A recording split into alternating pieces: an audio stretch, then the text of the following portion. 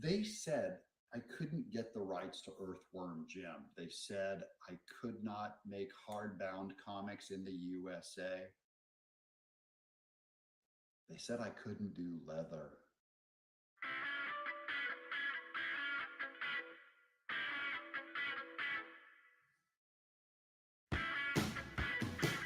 They said I was crazy.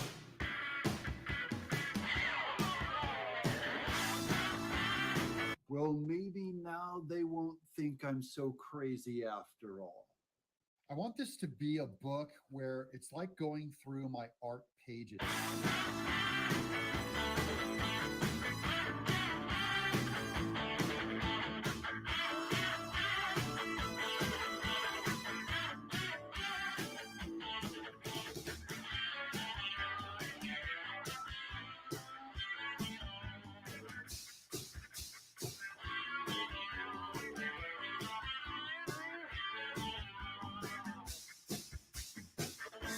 Sitting in another world.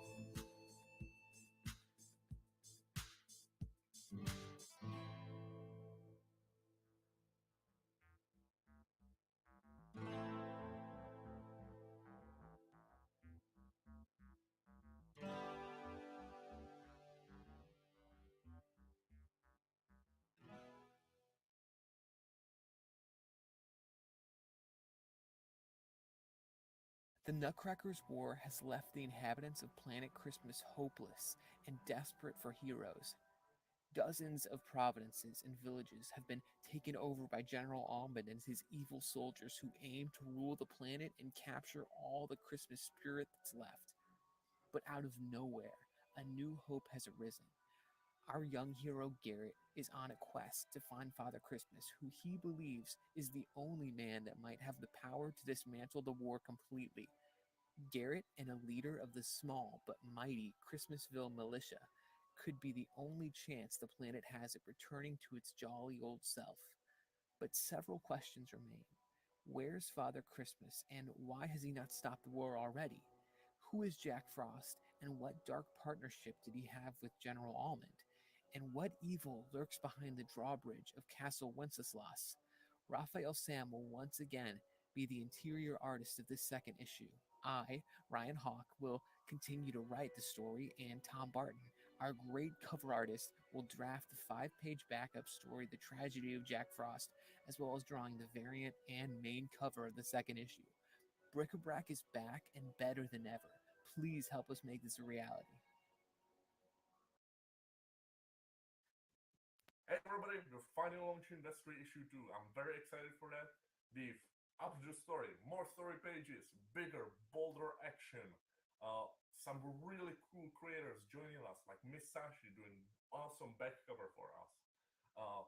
Now, Pickles also really improved the story. We kind of gel together more on issue 2. I'm really excited to show you all. Let's get into it. Hi everyone, it's the writer and co-creator of Vestry here, Dylan. I want to welcome you all to our second campaign for issue 2. Well, it's the first campaign for issue 2, but I want to say that this takes place directly after issue 1. So if you've not read issue 1, we will be offering a tier where you can get that. Issue 2, Damon's going to be fighting an extra dimensional monster. Basically, he's gonna have a hard time with this. We really were blown away by how much you guys liked Vodnik, our short story Ashcan. So we're going to be doing another Ashcan called The Eye of Maltstein. We're really excited about this one because our character's going to be fighting a giant. And I hope you love it as much as we do. I think you are gonna love it. So thank you all for joining us, and please do back the campaign, and most importantly, guys, share, because word of the mouth is just makes these campaigns, and it's something that will make or break our campaign. And you've been so good to us for the first issue, and we're hoping to get even better on the second one. Thank you so much, and have a good day.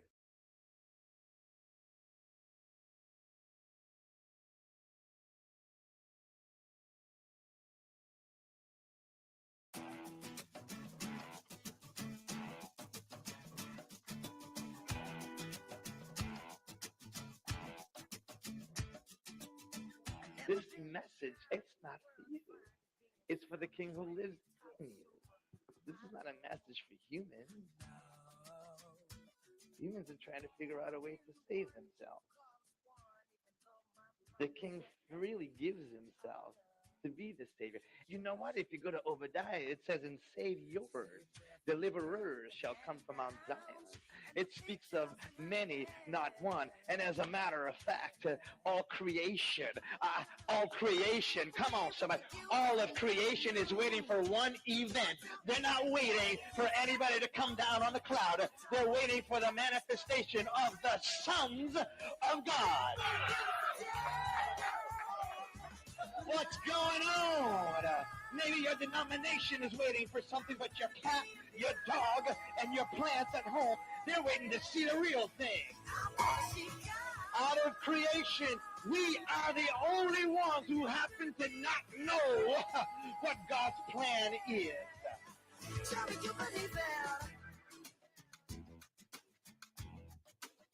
He said it, if the seed abides alone, it gains nothing. But if the seed is buried in the ground and dies, it comes up and it produces many. It's like a virus I can't describe. Come on now. How shallow we can be. We got farmers in here. You take a piece of corn, you stick that in the ground, let that thing come up. First the blade, then the ear, then the full head in the ear. And when you open inside, you done put one in the ground. But when you open inside, there's rows upon rows upon rows of the identical seed that you place in the ground. The harvest is not for people who believe in Jesus. The harvest is for the seed that has matured into Jesus. Come on.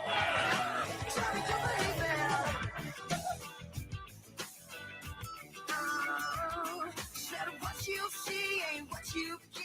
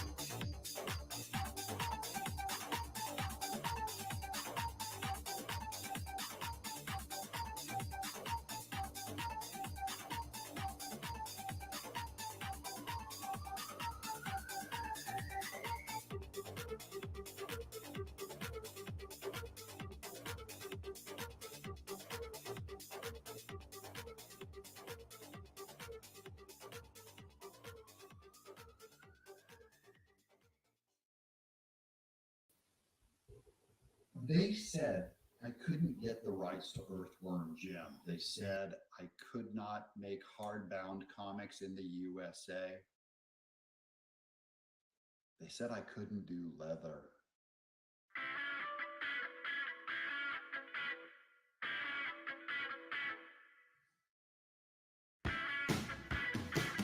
They said I was crazy.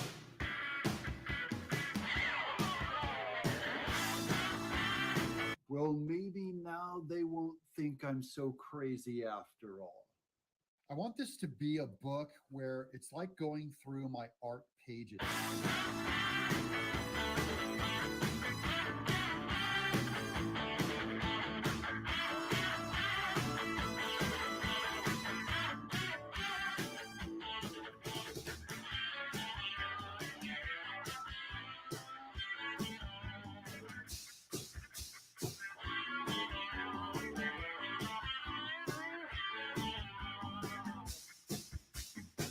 But I was sitting in another world.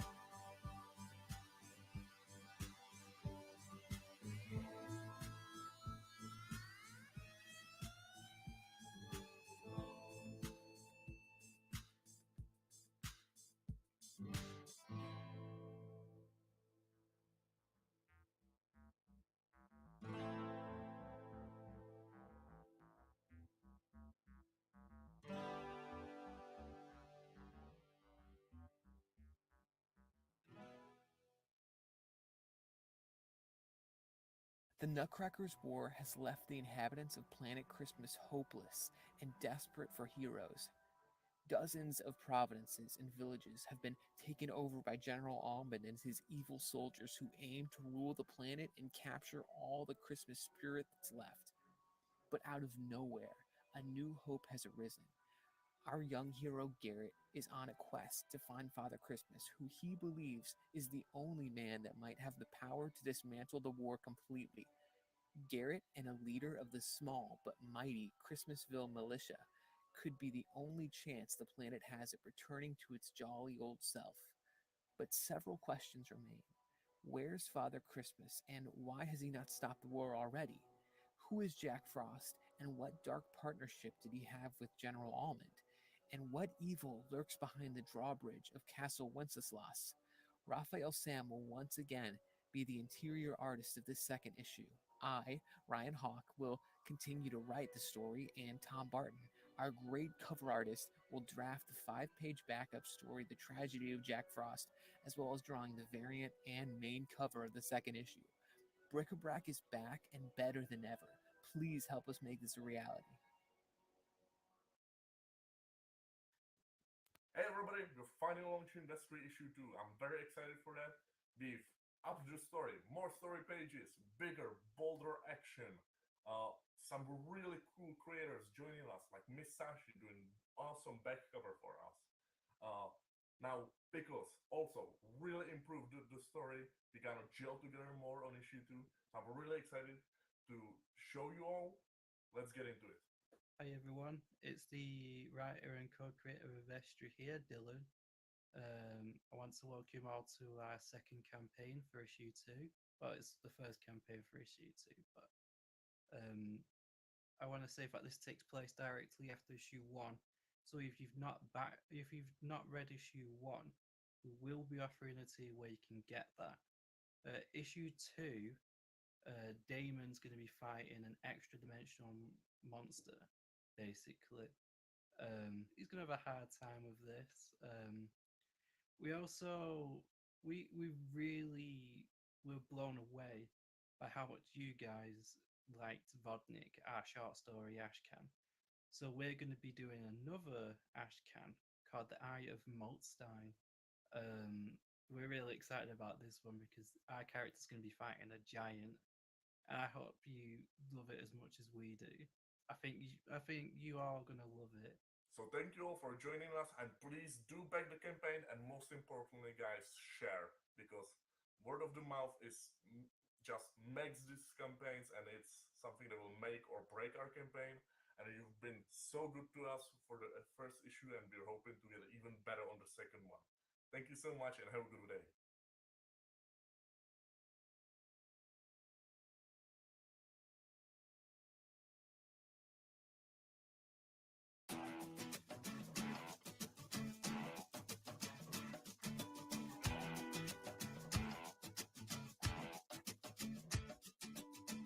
This message, it's not for you. It's for the king who lives in you. This is not a message for humans. Humans are trying to figure out a way to save themselves. The king freely gives himself to be the savior. You know what? If you go to Obadiah, it says, "And saviors, deliverers shall come from Mount Zion." It speaks of many, not one. And as a matter of fact, all creation, come on, somebody, all of creation is waiting for one event. They're not waiting for anybody to come down on the cloud. They're waiting for the manifestation of the sons of God. What's going on? Maybe your denomination is waiting for something, but your cat, your dog, and your plants at home, they're waiting to see the real thing. Out of creation, we are the only ones who happen to not know what God's plan is.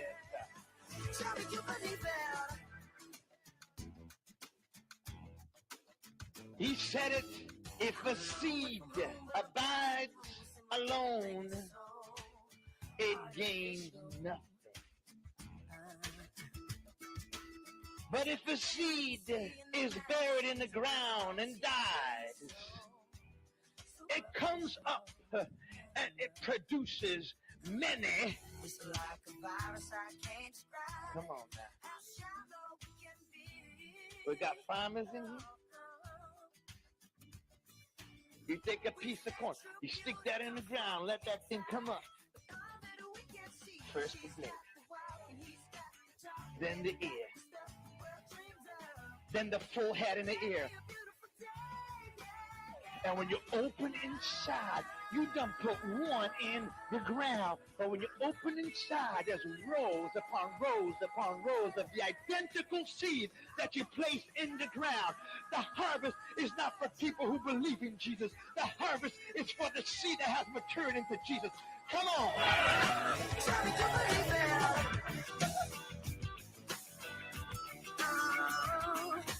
What you see ain't what you get.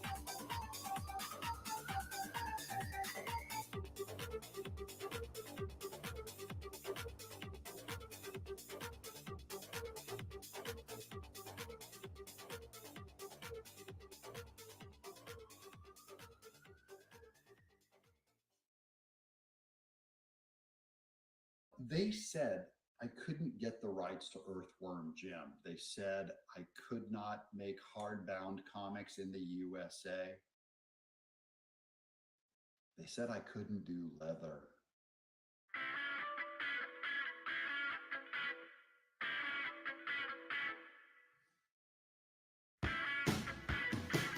They said I was crazy.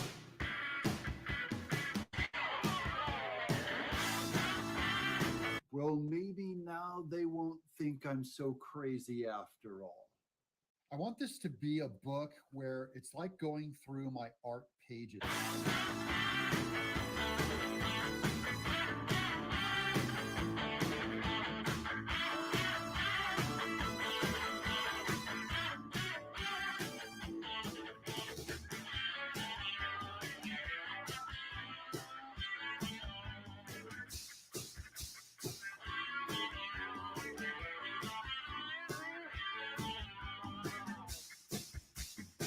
But I was sitting in another world.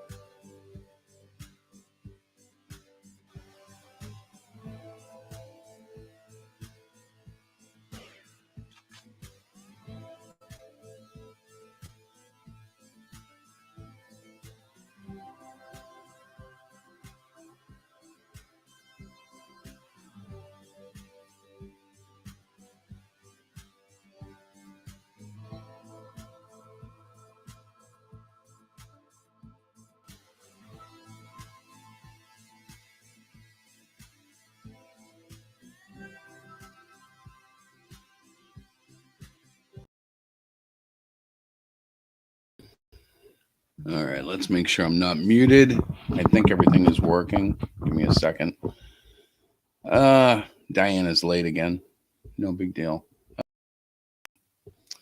That's not how we do it. Okay. Testing. Testing 1, 2, 3. I don't know if they changed something or if I'm just not getting audio feedback because I'm not seeing anything. Hang on, what about here? Test. Oh yeah, it's working. Good. Hello, everybody. My name is Chris. I'm your host. Hey, Mighty Geek Terry, what's up? I'm waiting on Diana before we bring anybody in, but I don't see her yet. I could simply go downstairs and make her get on, but that would be kind of cruel of me. Yo, what's up, everybody? I can't see everybody who's in here, apparently. Yes, Doug's Naple is the bomb. Oh, here we go. Okay. Oh, look at that. She's on the phone. That's special. Hi, honey. How are you tonight?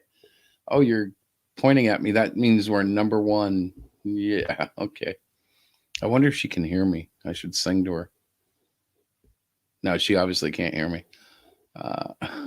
So, yeah, we're going to be talking about Hero Shack being canceled tonight. But I'm really supposed to wait for her to get involved in the conversation, so I will. So you guys know there's nothing wrong with either one of us. We're physically well. It's nothing like that. Thank God.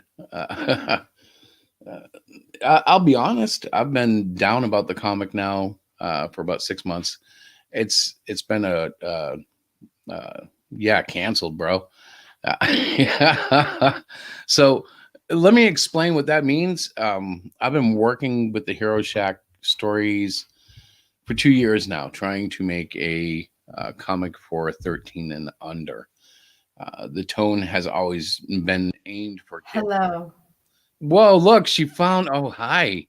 I am so sorry. That was my boss calling. She had a quick question. It looked quick. Hang on, let me turn down my volume here because I'm going to end up echoing and stuff if I don't, and I don't have headphones.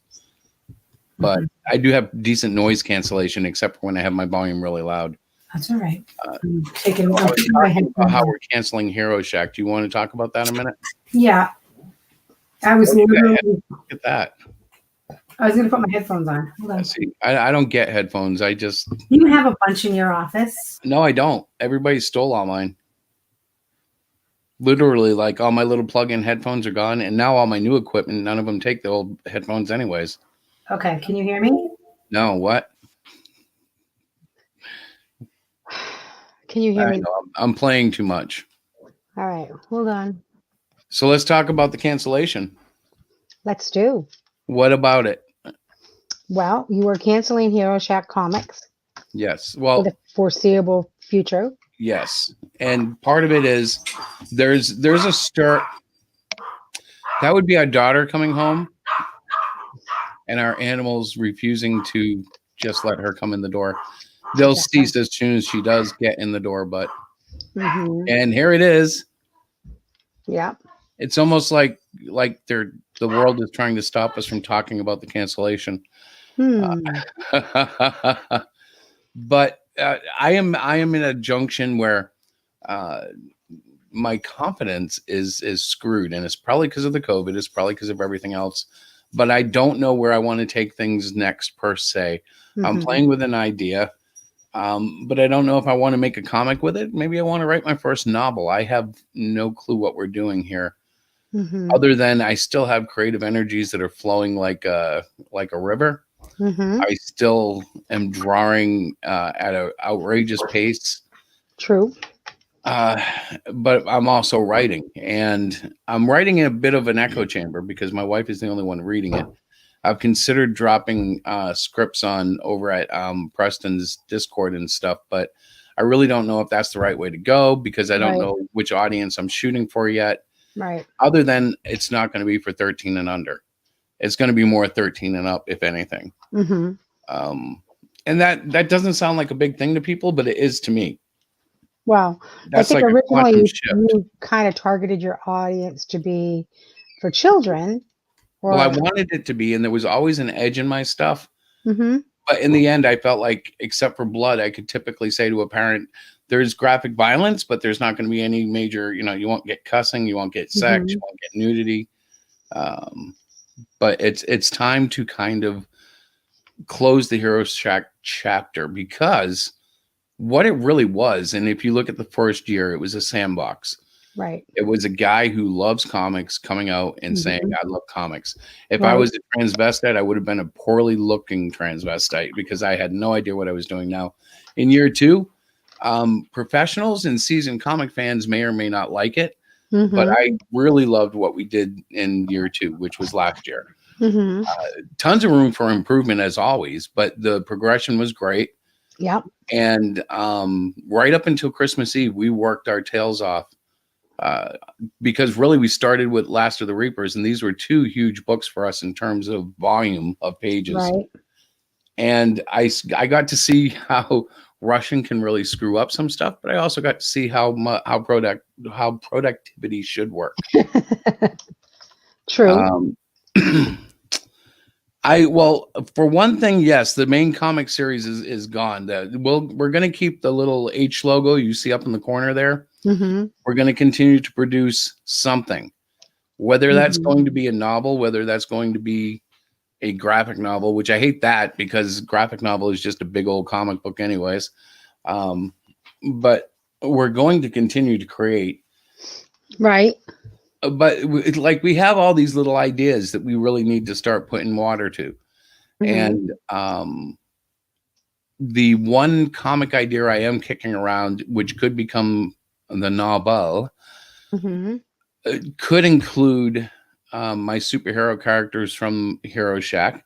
But Right. if it does, they're going to be in a completely different storyline. As always, as you guys can probably guess, I'm a freak for Cyclopean. I love my one-eyed monster. I have since the day I created him back when I was a little kid, making comics Mhm. on 8.5, 11 sheets folded in half. Right. And he may pop up again, but you never know what he's going to be the next time he does. When I created him, he was a villain. He was my Mhm. go-to villain for the kid heroes that I had at that time, which were all based on me and my friends. So, I won't surprise myself if I go back to that well again because I just love it so much. Mhm. So when you say that you're canceling the Hero Shacks comics, you're talking about the books that originally came out with Hero Shack, correct? Yes, and So I'm Hero talking Shack about. Press is not going away. We're still going to continue to create books, but your main focus is not going to be on the original group of superheroes at this point in that storyline, correct? Correct. Okay. Because I I know have that. I have to say this as a capitalist and a creator. Not only do I love Cyclopean, but I've had people reach out and tell me how much they like the character. Uh-huh. So I will find a way to work him back in. Mm-hmm. But there's a new world building. Yes, there is. And you are privy to the storyline. Jace has Mhm. been privy to it. Yep. And so, in a nutshell, I'll let this much out of the bag. Mm-hmm. The story is going to be based on my experience with New England and some towns.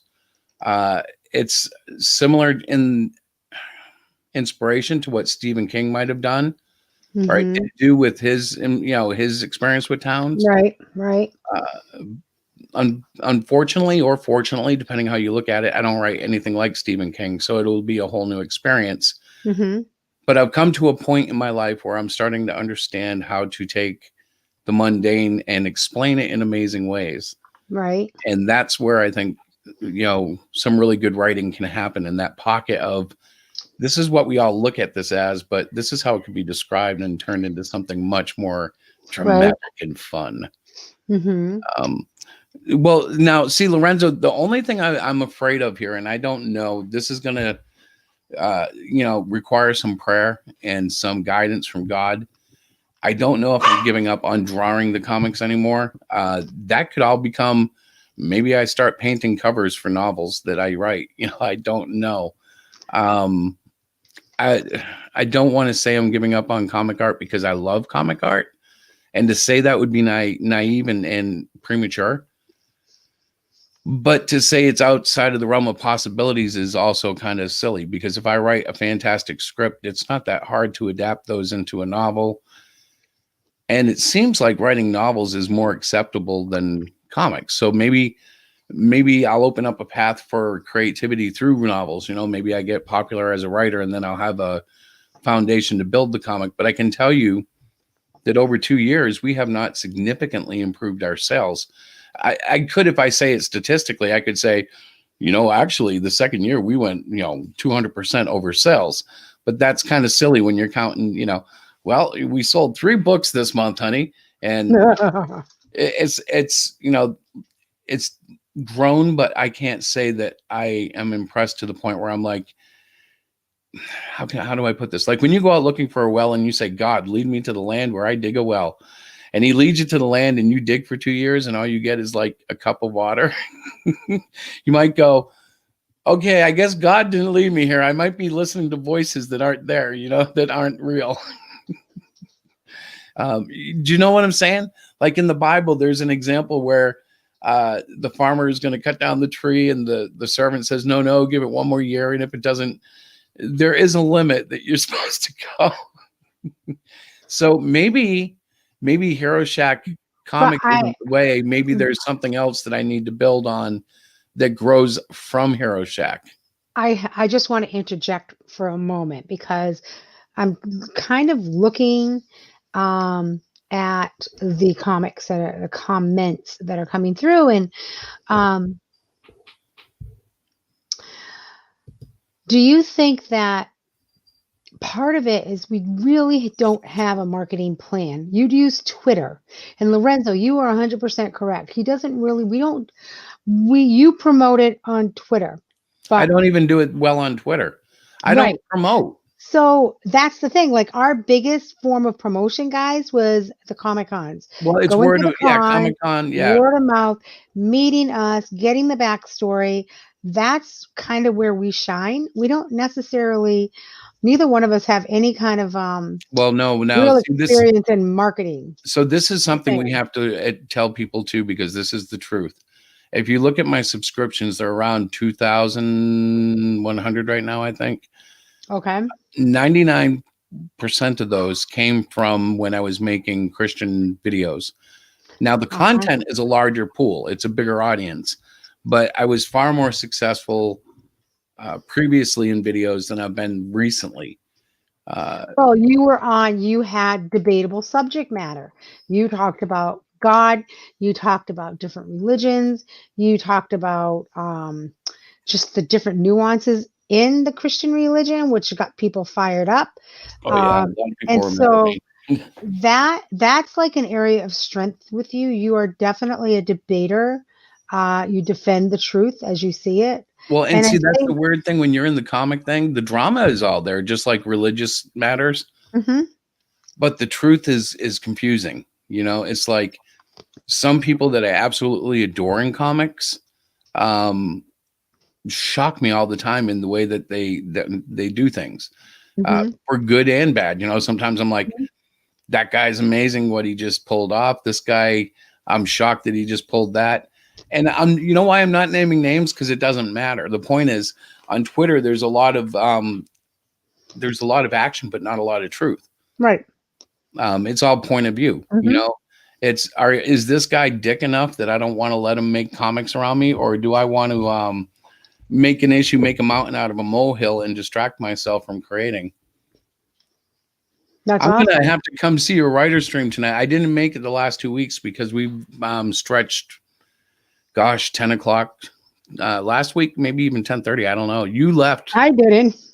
Yeah, well, you're so funny. 9 o'clock. I know you're on the button usually. Although you did slip. We had a world record a week or two ago. You went to like 9:30 or something. Yeah, I didn't have school. Yeah. Oh yeah, that's what it was. Back in school. But Terry did make a comment that about you should make books that you want to read, like Stan Lee kind of books. And I think you've been trying to do that. No, actually, to be honest. Okay, so it's very hard for me to just sit down and write a script. I've been working on doing that. And my editor keeps telling me what a wonderful writer I am. The problem is my editor is the only person telling me that because she's the only one reading it. And so I have to get into the next gear of letting other people read it. Now I'm I wondering. can handpick some people that I know are going to go, it's great no matter what. For instance, Ed, Mm-hmm. no matter what I hand Ed, he's going to read it and go, this is wonderful, because he's a nice guy and we really do get along. I need to find somebody who's going to be willing to say it sucks or it doesn't. Hang on, yeah. I'm trying to read the comments too. So Terry, I think that's a great idea. One of the things that Chris and I talked about, especially for this stream, is to have portions of the stream where he is either drawing something or just him talking about his latest book, as opposed to sharing it with everybody and having just general conversation. So that's one thing. And I think Chris is going to start making videos again, specific to what he's working on, and putting him on the Yeah, I'm YouTube working channel. I'm working on a series called I Dependent Comic Book Creator. Yeah. And what it's going to be is an explanation of how I make my comic from beginning to end. Not because I think it's a great thing for everybody to do or because I think I'm all that great for doing it, but because enough people have asked and I'm like, I'll just make a video series. And if people want to know, they can see exactly how Mr. T is doing it. It's not that hard. If you've got the talent to draw and you have some imagination, you can make almost anything you want in comics. Mm-hmm. And if you don't, you can still do it if you hire other people. Do you know what I'm talking about? Mm-hmm. There are plenty of writers and plenty of artists that work together. I just happen to believe in myself enough to keep drawing. Like I can look at other artists, whether it's John Byrne, Todd McFarlane, Ethan Van Sciver, whichever pro artist you want to put me up against, and go, oh yeah, they're miles ahead of me. But then again, I can also look at a lot of independent books that have done way better than mine, where my art is either comparable or as good, in my most humble opinion. And so it's, that's what I look at. So I still say that we need to get somebody who's in the field of marketing that can really help us, because I do think that what you are producing is quality work. But again, that's me. I'm your wife. I'm not just giving you a line of crap. Well, and like my friends who have read the stuff all say the same thing. But It's my theory, my theory is when it's really good, you won't be able to stop people But from not buying if nobody knows about it. All you say that, and I think yes, you're right. But where are we putting it out there? And that kind of lies on me. And this is the new year, and I promised myself that I would really get on Well, it. and this is only the the first week in January, so this is actually time. kind of an interesting thing from your angle, because this is as far as my little Aspie self can push it. Mm-hmm, I know. Working on the creative. If I was to do a stream every night, if I was to focus that hard on videos, Right. I can't put it all into the comic. It's weird. Like that was the one thing about the God stuff that Right. We are not factoring in, and that was that the God stuff I lived, 12 hours a day. I was in the Bible studying down people so I could argue out debates. Right. And it wouldn't be one translation. I'd be looking at 8 translations and some of the codexes and some of the transcripts. And then my children were telling me to stop. I was driving them crazy. Right. So I'm writing that name down, Terry. I have not. What is the Mark Crilly? I don't know who that is. And did you see that, Mark Crilly method of advertising his books? I'm going to find out, because that I think is, I honestly believe that's where we talk about this all the time. And I am like, I feel like I'm beating my head against the wall because we say the same thing. I really have to get on it. I really have to get myself in a place where I can get us out there. Well, we could always hire somebody, but well, that's what I said. We need to look at those independent. They have like a list of people that are looking for work. They always do. Whoever they are, whatever you're talking about, I'm like, yeah, they always have that list. I just threw the StreamYard chat out there. If anybody wants to join, we're about at the halfway mark. And I think we've gotten out the biggest news. That is that the Hero Shack comic is canceled. And I like saying that because a lot of people go, oh my gosh, it's over. Yes. After 2 years of drawing this pseudo Avengers Justice League wannabe character set, I am at last free to expand and grow on creative ideas where I don't have to keep a campy team together. I can actually take these characters if I want to bring them into the new universe Mm-hmm. in a truly substantial manner. Right. And that doesn't mean that I didn't have character depth and I didn't enjoy the storylines I was working on. Right. But it is to say that when you're creating an entire universe, you can really screw it up by giving the reader too much. True. You know, and if you define it too well, Mm-hmm. the imagination is going to die. What's up, Terry? Yeah. Well, Mark Philly is a YouTuber and he's also a published author. He's written several comic books. Mm-hmm. And in most of his videos, and like 3 years ago, he was giving tips while drawing segments of his book series called Brody's Ghost. And he told us all how to introduce characters, how he goes about drawing, how he goes about writing, things like that. So we will check out Mark Crilly, but I want to ask you a direct question because you come on all the time and you've seen all my work. You know how I dog it. Yeah. What do you think? Should I keep doing comics or should I like try something else? Because here's the thing, and I'll be honest with you because you're one of my friends. I don't want to be the fat old white guy at the conventions who's got like his, bag of books that he's written over 30 years going, "Hey kid, I'll trade you, man. I got this cool book." And Diana's laughing, but she knows the guys that I'm talking about because we've met them every convention. I always find the guy who's 10 to 30 years into it and he hasn't gotten anywhere, and I don't want to become that guy. And to me, I look at Hero Shack the first 2 years and I love it, but I think I can outdo it. But I just don't know if it's going to be with comic or writing. I don't know what it's going to become. Well, so I'm asking, what do you think? Well, from what I've seen, your passion is in comics, so that's what I'd stick with. Yeah, I'm not sure I can truly shake it no matter what I want to do. I might be able to write a book, but how would I get away from drawing all the time? I told him a graphic novel, which is a little different. Gosh, no. Every time you say that, I want to smack you. Why? Because it's like going... a graphic novel is nothing but a very long comic. Yes, so. Thank you. Yeah. But he's like already doing that. His comics are like 80 pages long. I'm like, you're already making them. Yeah, but one of the things what I'm trying to do right now is I'm trying to slow the art process down. And instead of it getting better, I'm not sure if it's getting better. I almost, like yesterday, I asked Diana, does this look stiff to you? Because I almost feel like I'm I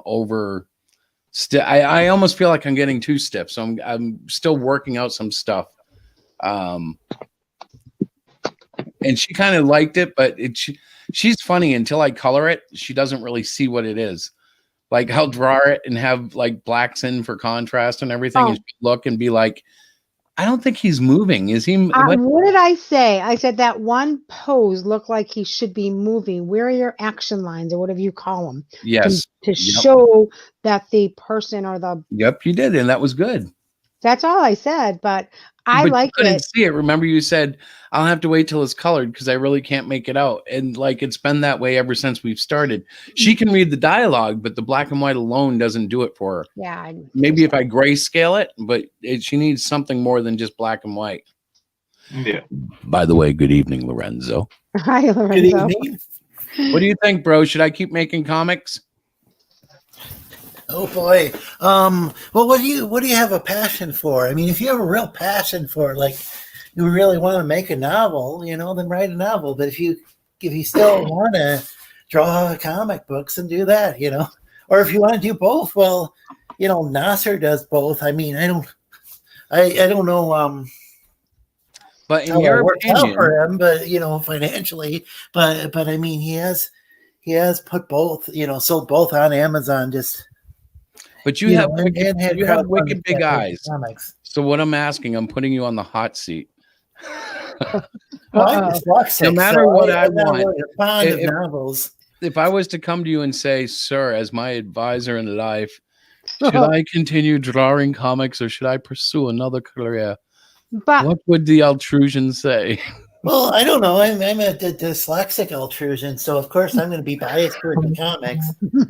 I mean, I'm kind of behind on reading them as well, but at least I got a chance to read that. I mean, if you had an audio tape, I guess I'd check that out. But the thing is, what do you really want to do? So, I mean, because It really if you comes really down want to to do you. something and you got a passion for that, Right. people will eventually catch on. Well, Exactly. see, I don't want it to just come down to me because that's what those old guys in the you know, that's what they're doing. Chris, I'm You're going to say missing the this. whole point of the old guys, Chris. Yeah, that they don't give up. They keep on keeping on. They're doing Well, that's something always been my they mantra. But love. now, how old am I now? You know what I'm saying? I'm like, I'm Doesn't getting old. matter. Are you Well, bored you with just- doing what you're doing? Do you not want to do it anymore? Are you getting frustrated? If your only goal So wait a minute, is- wait a minute, wait a minute. Am I bored with what I'm doing? No. Okay, Am I then stop. frustrated? Yes. Well, welcome to the real Why world, are my you friend. frustrated?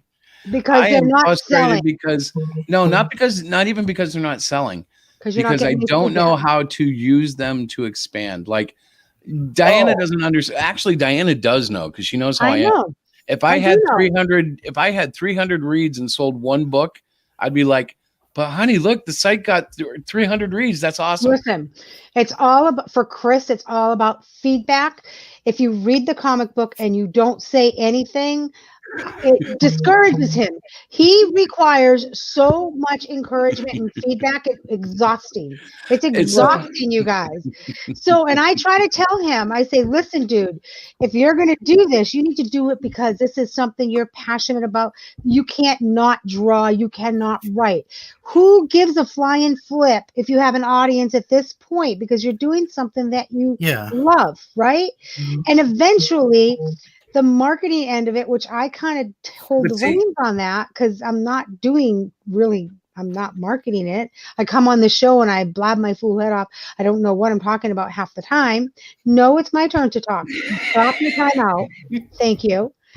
But I get so frustrated because he goes through these cycles of like, oh, I'm a failure. Nobody's reading my book. We sold, nobody's. Well, you know what? People are busy. They don't want to come up alongside and say, Chris, that was a great book. They bought the darn book. Be happy with that first and foremost, right? We have to build it. We have to figure out a way to get you out there. And we talked about this. You're going to do more videos. Just you do a video, not live stream, which it's not a bad thing, but just a video. Build up your audience that way. We have a couple other things up our sleeves that we're going to work on. So yeah, I just think that you care way too much about what other people think, and you shouldn't. But it's not the way you think it is. It's just nobody wants to carve Mount Rushmore not having seen. Not carving Mount Rushmore. Mount Rushmore. And it might not be a bad idea either. Because to carve Mount Rushmore, we could do that. The reason why I'm thinking about that, it's first of all, you have to give your readers something interesting. I didn't catch that. I heard interesting. You've given your readers something interesting. Mm-hmm. Oh, I hope I am. But so here's the thing, though. You have to understand anything you find interesting. Right away, you're not going to know how many other people are going to find it interesting until they see it. This is why I'm suggesting that you do drawing videos of you drawing. Oh, you can do a series of you drawing Cyclopean in 60 different poses, or drawing in 60 different ways. You can do like one of those time. I know there's certain programs that I don't know if the future. I can make them in Procreate. See, here's the thing, though. Okay, so yeah, you could do that, and then for your live streams, you could even go on different show. I mean, you go on my show sometimes, but I ask you about your comics, and you don't really have much. Yeah, see, that's the thing. A lot of people have a 60-second pitch. That's part of the thing that Diana and I need to work through because I don't prepare myself to go out and publicize. So when people ask, like my favorite pitch for Hero Shack, when people would say, "What's it about?" I'd say, "It's about me just learning how to make comics." And she'd go, "Oh, tell them Like the story." seriously, I'm like, right? Seriously. I'm like, I would look at him and say, you just did. Why would you say that? You are the creator of these characters. You are the creator of the story.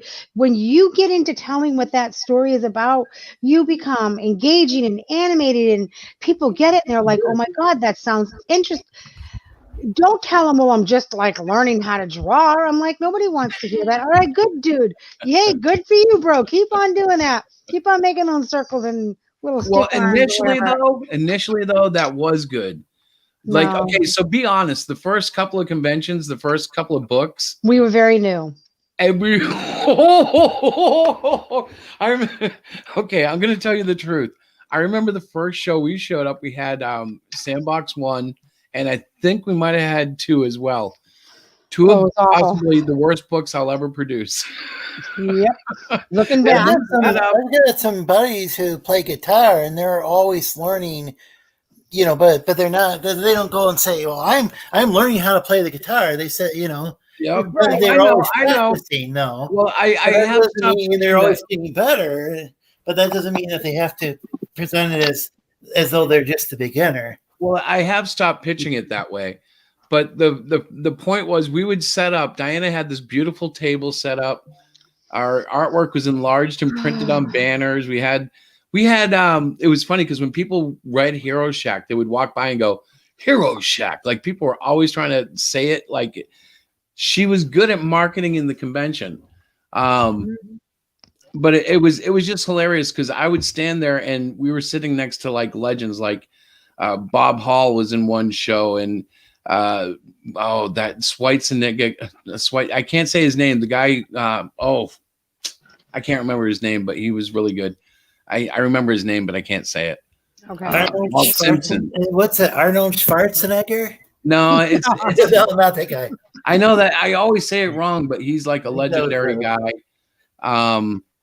Or Joe Stanton when we met him. But I was out there with like my first books in conventions with real pros, and it was hilarious how we would just naively and boldly stand up and sell our books in front of these people. Now, yeah, that's probably the COVID. Sorry, COVID on here. But this pandemic has really put a tamper on the conventions, unfortunately. Yeah. At least around here. The good thing though is when we go back to the conventions, we have a much better material to stand on. I'm looking most definitely. Yeah, I'm looking forward to that. Plus, we have a number of issues now. It's a little harder when you're pushing one book unless it's like backed by stars or a huge production. There was something about the Last of the Reapers that really stood out to me. That maybe for some reason, Hero Shack Chronicles or what was it called? Was that what it was called? Hero Shack Chronicles? No, Hero Shack Chronicles has been this stream for 2 years, but the book itself was Hero Shack, and then subtitles defined the year that it was in. Sandbox was 2019. I found all that to be really confusing. Like this Sandbox, and this is Chronicles, and this or this or that. Yeah. That's why we dropped this whole Last of the Reaper thing seemed so fresh and and it seemed very creative. That's why I'm dropping the Hero Shack thing in part 2. We're going to keep it as the publisher name for sure, no matter what we do. Because that'll be the business name. Diana's still working on a child's book. So that's cool. we'll need a publishing house for that too, and we'll just put it under the So same. Hero Shack Press is going to be. It's going to live on. It is the company name. It is our little company. Hero Shack Press is our little company name. So, but what Chris is saying is that he wants to drop the title of like Hero Shack in Search of Hero Shack, and so we're going to drop the. No, that stuff was confusing to begin with. Exactly, because I remember Lorenzo at one point at some stream, you were going, "Well, wait a minute, what is the name of the book?" And we're saying here, but no, wait, I don't understand. What is it like? You were totally baffled by like, because there was a Sandbox and there was this and that. Yeah. And everything. You want to know what the real problem with that was? As I was treating Hero Shack like it was the X-Men or something. You could have X-Men Gold and X-Men Classic and X-Men Gold, Silver and Blue, and and people knew who it was. They're like, "Oh, the X-Men." I never could. That was always something that turned me off as far as the newer X-Men stuff, is that there's so many of those different series. It's like, which one do I read? 'Cause Right. Where do you which start? one? Right? Which one has Storm on there? I don't know. Yeah, That's the one I Spider-Man wanna got a read, little I like that for a Storm. while too. When they had Amazing Spider-Man, Spectacular Spider-Man, and Marvel 2-in-1, and there may have even been other Spider-Man books that I'm not remembering at that time. But I remember at one point there were like 2 or 3 Spider-Man books that I had to buy every month to just keep up with my favorite Spidey. And darn, they were like 60 cents each. Yeah, I think Marvel. Of course, with inflation, who knows what that would be? Yeah, well, it wasn't that much back then either, though. It was easy to find 60 cents. Okay, so with the thing is that Marvel, I think eventually, isn't that why they have to keep like renumbering their books and stuff as thing, and then DC reboots their stuff because things got so complicated. Yeah, well, they screwed everything up. Welcome to the room, Jace.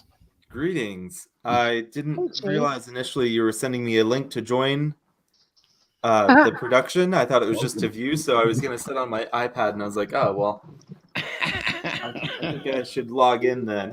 There you go. Hi, everyone. Blade is Jace's middle name, by the way. That's really cool. I like that you use it, son. Uh-huh. I love my middle name. So you are a particularly close member of the family. Actually, I'm about 25 miles away, I think. What I mean by that is bloodline. You are direct from me to you type stuff. That is how that process worked, yeah. So as self-serving and arrogant as this may sound to you, should I keep making comics? I think that's the question of the night. I think that this endeavor for you is good because it's a fulfilling creative thing that you get to do. Mm-hmm.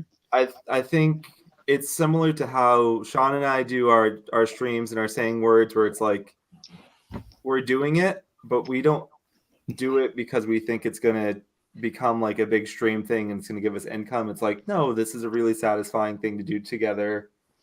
Your expectations. You're talking about expectations, Jace. Yeah. Your dad's expectations are to become very famous and make lots of money. Well, not really. I mean, that's the ultimate goal, but the real thing about it, and maybe, well, why do you do anything if that's not the ultimate goal? If you don't, because you enjoy it.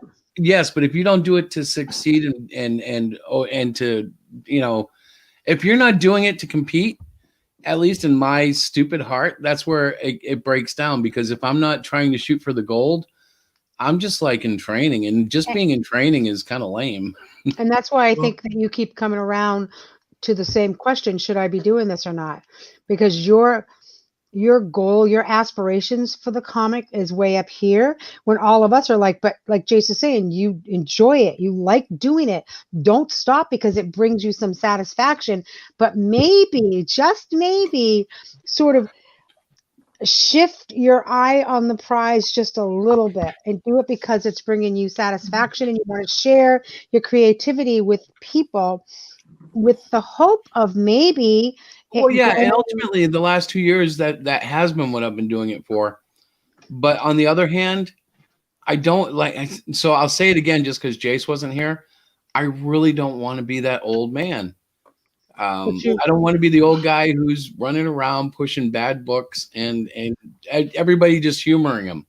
Hey, yeah, did you see that guy? That was funny. Yeah, he made that back in the year 2020. I don't want to be that guy. I'm trying to take up game development. The I'm trying to learn code. Like, I didn't hear you, bro. The problem is, no, I said the problem is every creator sees that old man, and that's a reminder for them to keep trying. Yep. Right. Not to end up like we just did it to push you to keep trying. That's all. Right. Okay, so like look at what I did. Look at what I did tonight, because tonight I am almost literally begging people for feedback just because I haven't gotten sufficient feedback in the last year. And maybe after tonight I'll feel more confident about my comic book. But I needed to ask people because the world doesn't come out and tell you. If you don't ask, unless that's the thing, unless you're superstar stuff, which I know I'm not because the world hasn't done that yet. You know, when you start drawing such kick-ass stuff that people just stop on their stream and go, whoa, I'm gonna have to like that. And I'm not saying that's where it's at. I'm saying that's how you know whether or not your stuff is high quality or whether or not it's still backyard dribble. Does that make sense? So let's hit that for a second. What are you doing social media wise? Hello, Not enough. thank you. Not enough. Because I think that if you did have like an Instagram art page and you were doing like even a post a week and it's like, hey, here's a out of context shot of this character in this action pose. I've seen some real shit on Instagram. People still get likes. So yeah, I like Instagram, and that's how those Icarus and the Sun people. But I don't know if the book was ever delivered. I've heard. I don't know. I don't want to start any rumors. I just. Well, my point, and who knows? I know things can get delayed too. But my point is that I think they got a lot of their backers based on their Instagram presence, which. As much as I'd like to see you go on a bunch of other YouTube channels, it could be that some people are successful there. Yeah, with Instagram, and I think there's less drama overall too there. Mm-hmm. So something very interesting just happened there, though. So Diana and I, before you came in, Jace, were talking about how we have to hire somebody perhaps to help us market. Mm-hmm. And in all our marketing conversations, you know how many times Diana and I thought of Instagram? I'm gonna assume 0. Yeah, I do have a Hero Shack Instagram. Somebody from one of the conventions made me make one, but I never used it. I'm not up to snuff with all the recent stuff. Like I see TikTok, I still hate that. I don't get it. Whatever, it's fine. TikTok might work too, though. Yeah, you could even do a 10-second TikTok video. That's what we have to do. I think that we have to break out of the tweeting thing and do Instagram. Tweeting is actually bad for me because I get all upset about dumb stuff that doesn't matter to me. Yeah, it wastes a lot of time. Yeah, I don't use Twitter because it's just such a drama, and it's and it drains people's emotion. It's emotion draining. I mean, yeah. Mm-hmm. But I think that's a great idea, and you already have an account, Chris. Yeah, and I was actually thinking about the same thing earlier. Mm-hmm. The social media platforms that we haven't even touched yet. Yeah, I've been using Instagram lately, and I'm enjoying the artwork I see there. What's the other one? Snapchat. Yeah, I think that one died. I don't know how Snapchat gets used for like that marketing kind of stuff. purposes. How about DeviantArt? DeviantArt is old, but I think there's still a community that's out there. There's a bunch of these different networks similar to DeviantArt nowadays. Yeah. I have the DeviantArt page. Yeah. And I don't know. I think stuff that I've done in the past, but I sometimes forget about it. You know who else has a DeviantArt page? Yeah. Our daughter Krista. She hasn't updated it in years. Oh my God. Yeah. And if she caught me talking about it, she'd probably smack me in the back of the head because it's her ancient art, but it was still good. Yeah. But a lot of this comes down to marketing.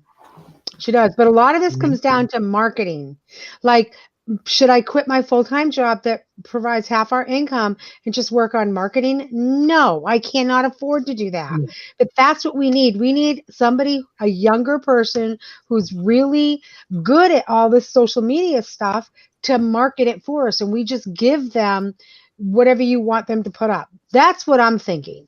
You need a little more marketing, and I think you need to find your audience. Like, on occasion, you'll ask me, like, would you sit down and read this? To be honest, no. And truthfully, I wouldn't sit down and read a comic to begin with. So it's like, yeah, this wouldn't catch me either. I'd be like, oh, cool, a comic. Maybe. Well, I have been thinking about that, and I have been thinking I want to release digital and printed comics.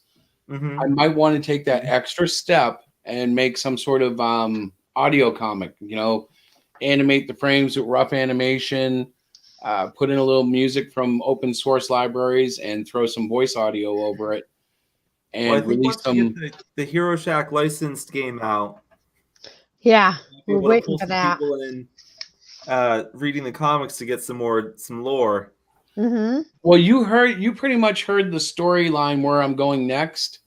So Yeah, you know what I've got planned. I haven't told the public much of anything. I'm sitting on valuable information. If you'd like to purchase it, I'll start the bidding at $10,000. You are only the second one, and the first one is like Diana. I don't know what you're seeing. I was going to say like the Brady Bunch. She in my screen is in the middle above you. She's like in the middle of 3. I think it keeps it consistent for us. Then that's right. Oh, good. Okay. Yeah. We look like the Brady Bunch. Right? What's that, Terry? Hey, Chris, I'm gonna tell you this. EVS came up with an idea for a new book. You want to know how he did it? He was making fun of progressives in comics and how they change things. He decided to combine Thor and Rainbow Bright and came up with Rainbow Brute. Yep, I've It's seen a funny story because it's a funny story, but he didn't think it was going to go anywhere when he first came up with it. And everybody was telling him that, wow, I'd read that, because we saw him draw it. Yep. Mm-hmm. This is something that you have to do also. Yeah, if you can it's get a your good audience to path see to you take. draw stuff, Yeah, we did. We did some of that on the 24-hour comic, but you're right. Terry was the, by the way, the comic book artist that I did the 24-hour comic book challenge with. So I got a little story for you. Maybe it's encouraging, maybe not. I don't know. You can tell me. I'm sure you've heard of it, the game Among Us. Which one? Among Us? Yes. You know, it became huge in 2020. That game originally launched in 2018 to no fanfare. Nobody, picked it up or knew about it at all. So, looking at those guys, it's a team of what, 3 or 4? No one wanted to play a game about someone who betrays everybody. but then people started taking the characters and just transforming them into Captain America or a Marvel character, DC character, anything. And it I think people ran. But you know what? I think the premise of the game is so simple and yet so intriguing. Like anybody can be the one, Oh, it's awesome. It's great. The It's a game great is idea. The game is the social interaction, trying to lie through your teeth and maintain your cover and working together to figure out who is lying. But Diana is because Diana probably doesn't. Do you know anything about the game, honey? Mm-mm. So basically, you have a group of people playing. I don't know how many players can play at once. Up to 10. But one of them is betraying the group and killing people and lying about their role in killing the people. So essentially, they're kind of like they're an alien disguised as one of the crewmates, and they're like a body snatcher. The crewmates are trying to complete tasks on the ship, and the aliens are trying to wipe them all out. Oh my god! Without being discovered. I could never play this game. No, you could. It's super cute. The art is really simple. It's all like being people. But just the point being, like that game came out in 2018, and it didn't pick up until 2020 when conditions were right and the right people saw it and liked it and promoted it, and then all of their friends and followers went, "Oh, hey, that's pretty cool." Yeah, and so you gotta keep trying. It might just be that In Search of Heroes was a bust. Yeah. I know for me, In Search of Heroes was really unappealing because I think you said something about you don't want to just jump into a like MCU style universe, and then you made a book that had like 15 superheroes, and I was like, I don't care. Remember that? I'm like, oh dear God, how many characters do you have? I can't follow them. And that was in the beginning. That's what lost me at first, and then it was just like, well, I don't read comics anyway. Right. Well, that's good to know, though. That's good to know, because I was trying to do Marvel without doing Marvel. Like I didn't think I was doing it, and then it really was it. And I don't think it was per se the number of characters, but it was like emulating that whole idea. I think a short story anthology is one thing, but with comics, I don't think of comics as short stories, right? Like it would be like, here's a short story anthology. It's in a graphic novel format. or here's a comic series, you're gonna learn to love Cyclopean. To me, like yeah, well, in a comic book, is more like a soap opera than it is in an action adventure movie, which is why Marvel could kind of stretch out those 20 movies and kind of have them tie together into a cohesive story. Because that's what comics do, you know. Like comics went wrong in one fashion. They didn't figure out a way to bring new readers up to speed. Like I said before, with soap operas, a soap opera that's been on for 40 years, you can start watching it today. In the first 10 minutes of the episode, you'll be brought up to speed on what's happened so far. Well, with comics, I think the problem is they evolved, which was good at the time, but they ended up evolving out of what made them special. Comics used to be fun because kids could pick them up and learn something heroic and come away from it going, wow, I wish I had a cape and could fly like Superman or Batman when you broke your nose in the living room, son. See, I'm going to argue that like the old comics are really unappealing to me. They are now. But as a kid, you were a sucker for the old hero story as anybody. Yeah, well, kids are dumb too, though. But that's part of the magic of comics. And it was daddy that was feeding you that, and you loved your dad. It was like, look, son, I have this for you. And little Jace is like, wow, Dad, this is great. I know. You know what was great about Jace and what's become? You have become your own man, but a lot of your inner values, I sit back and go, that's Spider-Man, that's this guy, that's Blade, that's this, because I can see like the character traits of the heroes that you had as a child. The only thing I don't see anymore is like Bill O'Reilly. I don't see Bill O'Reilly. Well, Bill O'Reilly, what would I have to do? Sexually assault someone? Oh my God. Well, no, but you wouldn't be franchise, would you? Yeah, not necessarily the best role model. No, but when he was growing up, he got so much Fox News when he was growing up that he thought Bill O'Reilly was cool as a child. Kids are a sponge. Whatever you put in front of them. It is. That's and right. It was funny because as soon as you got to college, I had to squeeze some of it out. My name is Jace Blade Tamilevich. I am my own person. Welcome to my pizzeria. This is my neighborhood. Oh, yeah. You came up to Goombas? Yeah. I wanted to mention to the point of it's another one? I got the ones for the door. That's oh, yes. Kay's showing me stuff for the incoming puppy. Did you get I one? not tell you about that? Oh, hold on. Did me. I just wanted to make a comment on the comics really have messed up because new readers can't jump in. Mm-hmm. It's so hard to find early issues. Like I've been interested in comic series and I'm like, well, I don't have access to issue 1 through 7. And if you pick up issue 8, it'll be like they put those little boxes where it's like, oh, this event occurred in issue 4. Read Venom issue 3 for more context about this. See Iron Man 42 to understand how this happens. Like I don't have time to find the 6 books I need to understand this book.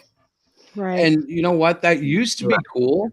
Back in the 70s and 80s, it was meaningful when they would like give you that because there weren't like 18 intentional tie-ins to make you buy 18 books. Well, that's the thing. Now it feels like marketing where it's like, hey, how can we get you to buy more of these? Yes. All right. Can I introduce you to Ursa? Please. Oh my God. That's where the events come in. You got a puppy. Oh my gosh, I didn't know. Well, he'll be here on the 17th. Do you want to share it on screen? Oh, hang on. Yeah. I'll just make it as big as I can. What kind? Is it a dog? He's a that's adorable. Something mix. He's a what? I think it's a pitbull bulldog or something. He said pitbull bulldog. He doesn't look like a bulldog to me. Oh my God, he's adorable. How old? He's 10 weeks. He'll be about 12 weeks when we get him here. You guys, that's oh my gosh, that's so exciting. I get a grand puppy. Yeah. Yay! He's going to grow up to be full dog sized. I love it. Not like our little Mighty Mouses. What is the name again? Hi, Kay. What's the name? So we're going to call him Ursa. It's Latin for bear. I love it. I've always wanted a house bear. Kay pointed out that all of our other pets I've named have Latin names. That I was know you not on do like purpose. Latin. Yeah. Ursa. How do you spell it? URSA. Like Ursa Minor, more major. Yeah, like the What? constellation. Oh, Doesn't that cool. mean bear? Yeah. Yes. And so when we first went that direction, it was because Knox's name is a Latin word for night, Yep. and Teddy is teddy bear. And I was like, oh, we'll do like a Latin name for the dog. I And love it. Yeah, the turtle has a Latin name. The frog Yeah. has a Latin name. the turtle was on accident, though. I didn't realize Yeah. her name was Latin. Stella apparently is family. Latin for star. Yes, it is. Out today. And I was like, That's all so right, cool. so all of our pets except for the one that you had before me are Latin. Yep. Well, congratulations. Thanks. It was That's awesome. difficult to acquire a dog. It was. It is. It is very difficult. We've applied at so many shelters, but they have so many Requirements. Yeah, it's And a lot ridiculous. of them go, yeah. Well, and a lot of them go, do you have a fenced-in yard? And we're like, no, but we have a house and a yard. We thought that was a big accomplishment. Nope, you got to have that fenced-in yard. So this woman, I guess, is on like a network of people that take in abandoned dogs or stray dogs or dogs that are Yeah. surrendered. Okay. And then they just work together to find homes for them. So she's Nice. not, she's not a shelter. She just Right. fosters a lot of dogs. Right. That's all right. Like the Rocky lady. Yeah. So it ended up being like the process we want, where it's like, we have a dog, we'd like him to have a home. And we say, we have a home, we'd like to have a dog. And she says, excellent, let's put the dog in your home. Wow. That was nice. Yeah. That's I know awesome. we paid for him, but Right. Well, that's all right. yeah. So You got to do that. he'll be about 12 weeks when he gets here. He'll have all his Mhm. shots. Nice. Can't get fixed until he's older, but Right. that's fine. That's so cool. I can't wait to meet him. That's I think awesome. Knox is gonna love him. We think Mhm. Teddy's gonna hate him, Probably. which is why we're buying baby gates that have a cat door. I was going to say. Um, That's awesome. Yeah, because Teddy's getting older, so we're worried about him jumping so much. Well, yeah, that's true. He's Just an kind of older old and kitty. sluggish now. Mhm. So he'll have his little cat door to walk through, Oh, that's awesome. and Knox will have a little brother to play with. That's very cool. And how about poor Stella? She's gonna use her as Stella like loves a everyone. She's fine. yeah, she's so cute. By the way, the video that I took of Stella, I showed it to my little client. She's 4. Hysterical. She actually works for the video. Oh my When I God. run programs and stuff like that, she's like, okay, all right, we got to do a couple more things. Answer 2 more questions or whatever the program is, or token program, whatever. And then So we for can those who watch. don't know, though, Stella is a turtle of Stella awesome is magnitude. a turtle, adorable turtle. Yeah, Cute as she's cute, a- cute, cute.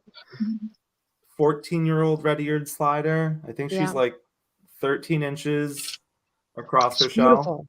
Yeah. She's beautiful. big. Yeah, and she's super cute. Like I love the fact that we got her crawling around on the floor and we watch her. She loves the one where she's coming down off the little step. Oh yeah, that's She like giggles like a nut on that one. She giggles like a nut. And I'm she's sure that's super physical cute. She's comedy like, all the way. she does this whole thing. Yeah, it's so funny. I love it. All right, Well- I'm sorry. I just overtook that with Stella. That's okay. You know, Stella actually has influenced one of the characters in my lineup that I'm putting together. Oh boy. But for the story, you got to understand a person may or may not have powers. And if they have powers, they may or may not like even ever put on a suit and become a suit. Like in real world, if people were really popping out with powers, most of them would try to look normal. They would try to be normal and they would try to exploit the world with their powers or help the world, one way or another, Mhm. if they used them at all, but it takes a special kind of wacko to put on a mask and pretend that they have the right to go out and fight crime. And yet that kind of wacko is something that I always aspired to be as a child. And I've always looked up to in mythology, the masked hero, I always found appealing and I don't know why. Yeah, I don't love the mask inherently for like masking up and wearing a costume, but I like when it's like Peter Parker and he's like, I have to do this to protect the people I care about. Right. If you give it a real reason behind it. Yeah, you just do it. It's just what you do, Yeah, no, I know what Jace is talking about though, because superheroing has become so big and overpopulated with ideas that some heroes are just heroes for the sake of being heroes. Some are just wearing masks because it's what you do. It's just what you do. Well, and I know, Superman is a classic. He's been around for forever, but I've never liked him. I've always liked him because it's like, hey, look, I put on these glasses and nobody can tell who I It's am. ridiculous. And he's just the worst. He's boring. There was a time when I liked him, and Kurt Swan illustrated a story explaining that the glasses actually amplified his ability to affect the way people looked at him by like shifting and shaking the light or something. And or it might have been hypnotism. I don't remember because I've read more than one explanation. It was hypnotism. Okay, thank you. But you have to understand, Superman is the personification of physical perfection. So any kind of imperfection would throw everyone off that Superman are the same person. But in Jason's defense, I do know when he was growing up, Superman was not weak at all. Like, they have had periods of time in his story arcs where he's been very vulnerable. Jace grew up in a time when Superman, even Kryptonite was kind of like pussy to him. Like, it would make him shiver a little, but he'd like get up and throw it away and then fight.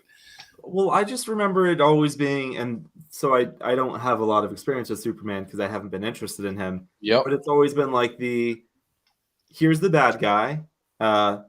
Will the invincible guy that can fly, go at supersonic speeds, punch through anything, has laser eyes, can freeze everything? Like, will he find a way to defeat armed thug? Well, that's the thing is, if he's not written properly, he just becomes like a Mary Sue or Larry Stu or Wesley. What's his name? Wesley Crusher type character.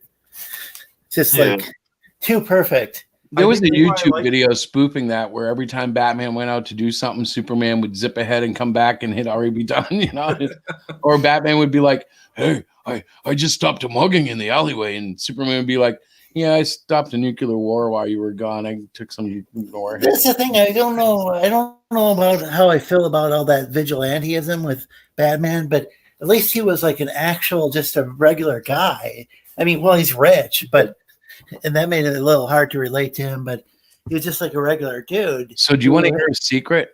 My third favorite superhero of all time is Daredevil because of how violent and vigilante he was. I don't mean to say that in contrary of what you're saying, but I found it funny when you said that because the one thing I always loved about Daredevil was, man, a blind guy out there fighting common day thugs with no power but radar, It was freaking cool. Yeah.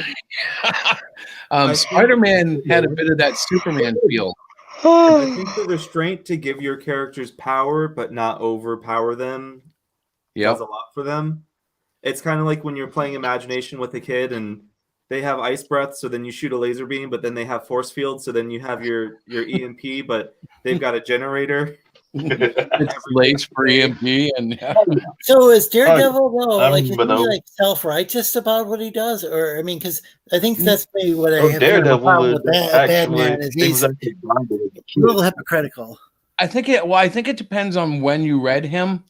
With Frank Miller, the storyline that I read was really with Elektra and the hand and stuff, and there was a lot of actual humility put into the character at that point.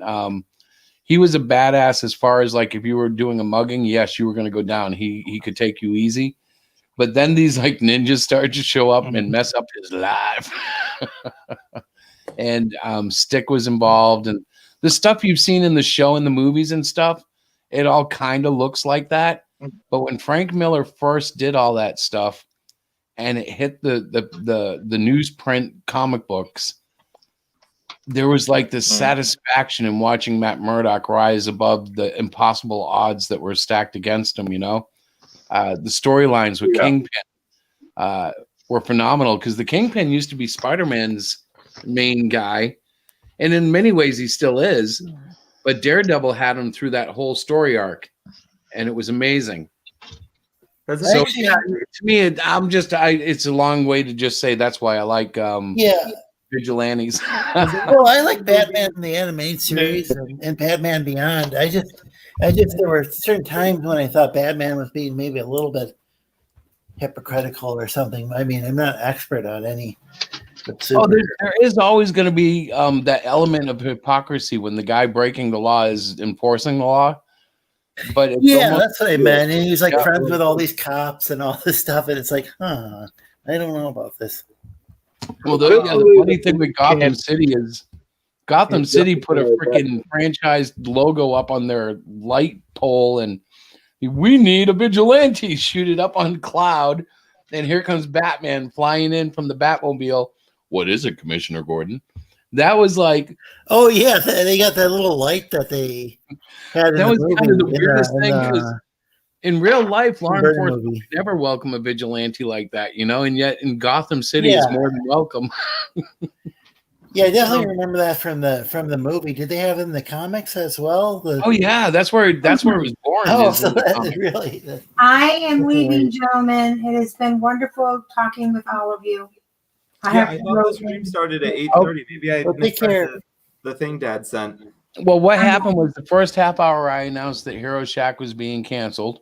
So I'm leaving. Good to see you all. Bye, Chris. You can fill them in. Bye. Yeah, bye, honey. I'll see you in a minute. You're coming upstairs, right? Yeah. All right. She'll be like up here in a minute, but not up here like to talk. She'll just walk through and like throw something at me. I have to go soon too, but I just wanted to talk about what problem. Damn, dude! I wish your phone wouldn't do that. It's roboting on you again. Like you just it's stuttering. Well, yeah, we didn't hear what you said, Terry. Yeah, I feel bad for you. It's like I know you said something good. And now I don't know if he can hear us. Yeah, I'm still here. There you are. Hey, Jace, have video games we have for a a second. problem. Yeah, it's just weird. It like back stuttering to you. Frank Miller and Daredevil. Oh yes, it was Frank Miller who made Daredevil Catholic. Is that so? Because I never knew that, but I knew that he was very Catholic in the Frank Miller stuff. Although in his eyes, it was supposed to be a. No kidding. That was a cool aspect of it because even though I was always Protestant, I understood the hierarchy of having a God man above you telling you what to do to repent your sin and stuff. And almost that whole same idea with confession, because a lot of the churches that my aunt used to take me to, they would pull that. It wasn't like the Catholic thing, but they'd be like, and Jace is probably familiar with this. They would say something like, if you have something heavy on your heart, you come up to front and you tell us, we'll pray together. And we'll just pray right here. Say it in the mic so everyone gets to know about it. Do what? Yeah. Come here, child. What's wrong? I'm doing cocaine. They didn't hear you, honey. Say it again. What are you free from? We're not judging you. We're gonna be really specific about what we pray for. Now, even though I'm laughing, I do take God seriously. Jace does not. That's okay. We are okay with that between each other. But that kind of stuff always kind of left me with a bitter taste. And that's why Daredevil kind of speaks to you too, because he remained true to the church, and yet I don't know, you'd have to read the story. It's just amazing. I could just see something going terribly wrong, like somebody confessing that they're hooked on cocaine, and then like later on somebody like maybe hooking them up with cocaine or something. Because a lot of people going to church are probably trying to repent of some things that they've got maybe some bad, I would say it's a definite vulnerability if you're sitting there telling anybody every secret that you have. And not everybody that's hearing that is necessarily going to handle it the way that it should be. I've never liked the idea of sitting down with a pastor or a preacher or a priest and confessing. Now, the Bible says confess with your lips, but to me, that can happen between a father and a son, a friend and a friend. It doesn't have to be to someone who's been officially licensed and ordained by a particular religion, you know? Well, the public confession Correct. is like a serious. It would be like a serious issue of like. Then it seemed like. Well, I mean, like if that could be held over your head if like. But there are everybody things knows like about it. like there are things between men, you know. Simple example: everybody who's ever been married, if you look in lust, you know, it's good to have a friend you can say, "Man, I got to avoid going down that 7-Eleven because that waitress, or no, what would they be called? Cashier. That cashier done made me look funny. Yeah, I had to look at her twice. I'd best not be going back there." And your friend, if you're in that religious type of mind, would go, "Yep, you got to stay away from 7-Eleven now. Cumberland Farms, there's a fat, ugly guy over there. Just go there and get yourself your Gatorade." Yeah, thanks for telling me that. I'm going to go down to 7-Eleven now. Yeah. No, but you know what I'm saying? Like, and we taught to take everything so religiously, and it's like a lot of the stuff I hear coming out of the mouth in the Bible is just about personal relationship with God and other fellow believers. No, I think in my church, the Orthodox Church, I think there's other people authorized to hear confessions besides just priests, but I'm not sure how common that is in America for like just somebody to be authorized who isn't a priest. No, I know. I've read all about that they stuff. allow other people besides just priests, but I don't know who these people are. So from the Protestant point of view, not to get super religious on a comic book thing, but maybe we've already crossed that line. But on the Protestant side, the thing that we've always been taught was I don't confess to people, I confess to God, because he's the one who you know I need to confess to. But on the other side of that, if you do go scripture, it does talk about confessing with your lips, and there's a whole, you know, dissertation about how you should have an elder who you can go to for advice. And yeah, I think maybe even like some Lutherans might even like, or maybe even Lutherans are very Catholic, and Lutherans are very Catholic. In the the more traditional. Yeah, they just took out some of the doctrines they disagreed with. Yeah, the more liturgical, I should say, instead of just traditional, but like seems like the more liturgical churches might be into that, you know, because Luther was just, I don't think Luther was trying to leave the Catholic Church. I think he was excommunicated, but I think he was. He was wanting to reform it and got excommunicated. He thought he was just preaching what was always preached until some people came along and screwed it up or whatever. Hey, so listen, before we lose Jace completely, I'm here. I'm just doodling. I need to ask a political question. Yeah, what's up? Should they enforce, I think it's Amendment 25, immediately removing Trump out of office because of the state of his sanity being in question?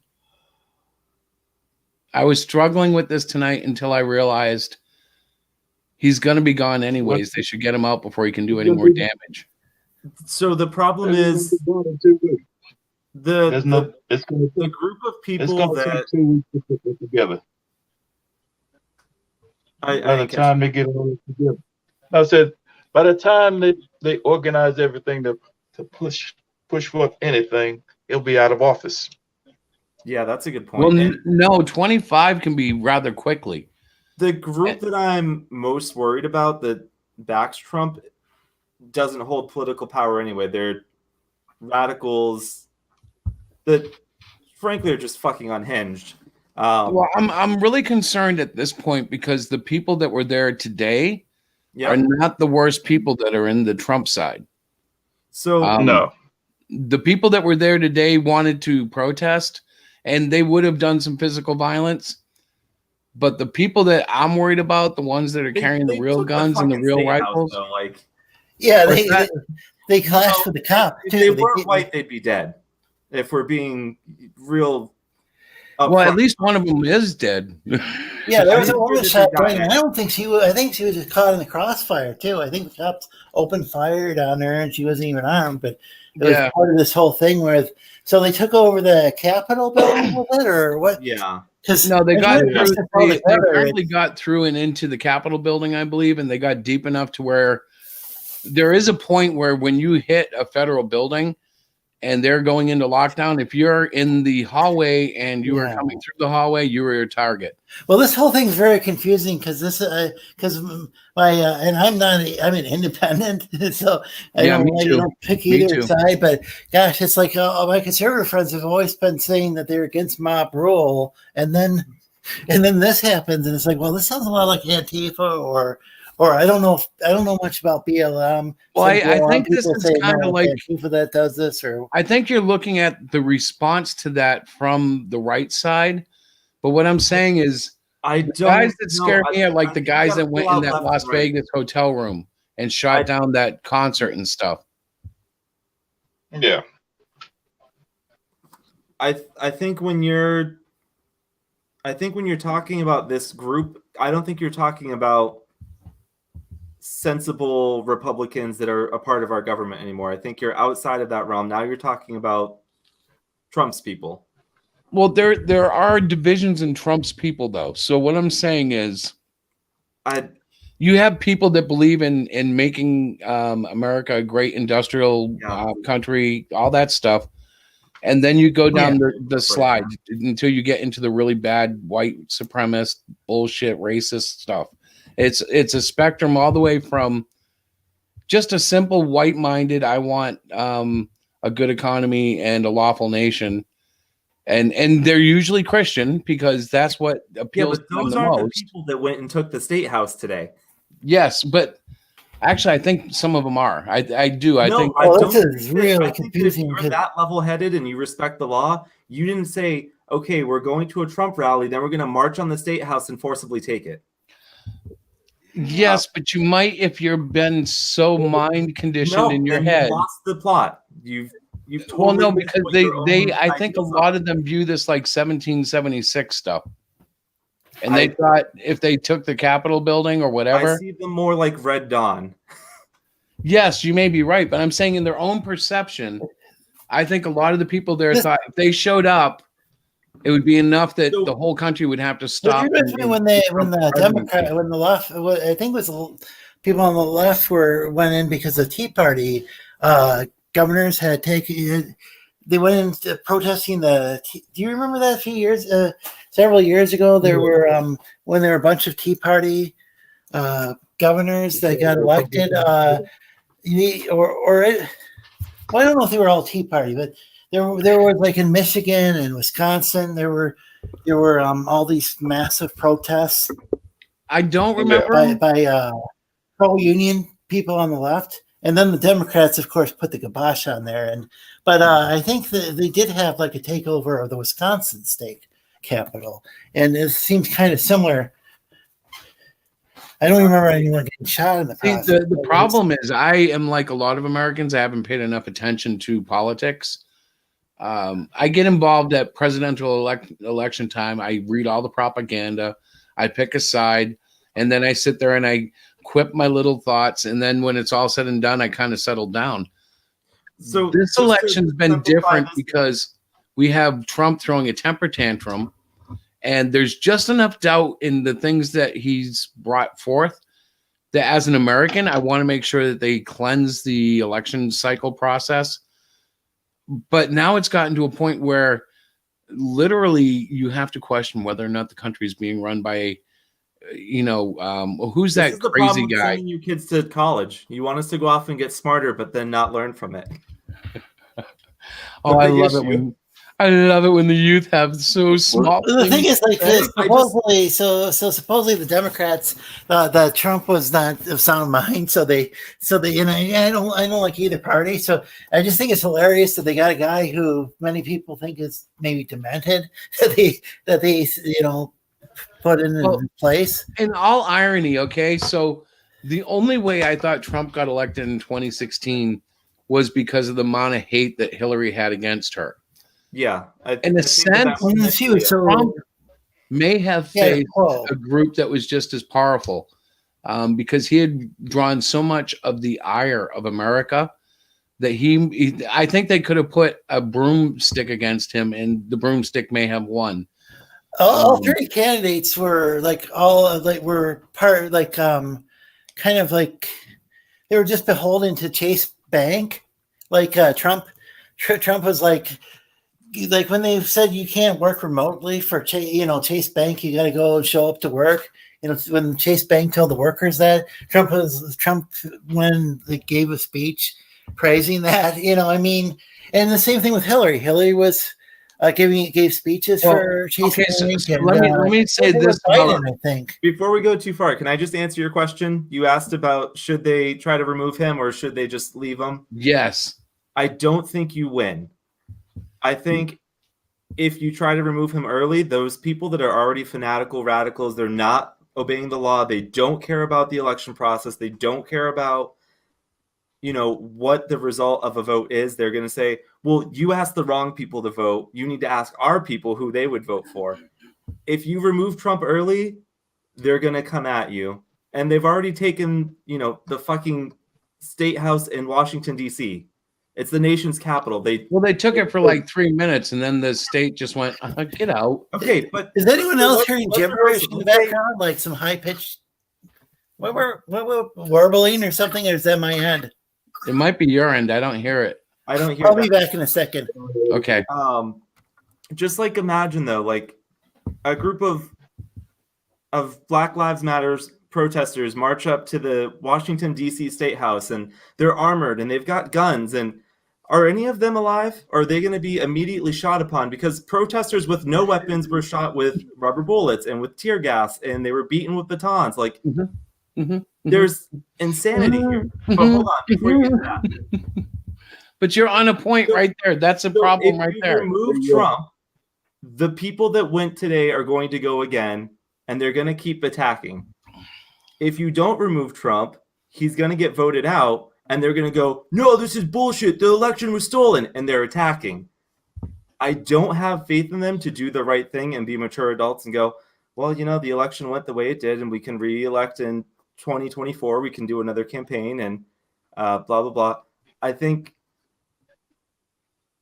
the only thing that people can really do right now is do their best to follow the system to block whatever insane shit he wants to try to do. There's supposed to be checks and balances. I used to have a lot more faith in those. Nowadays, it's kind of like, well, it doesn't matter. You would have to lean towards an emergency removal. That's what Amendment 25 basically is.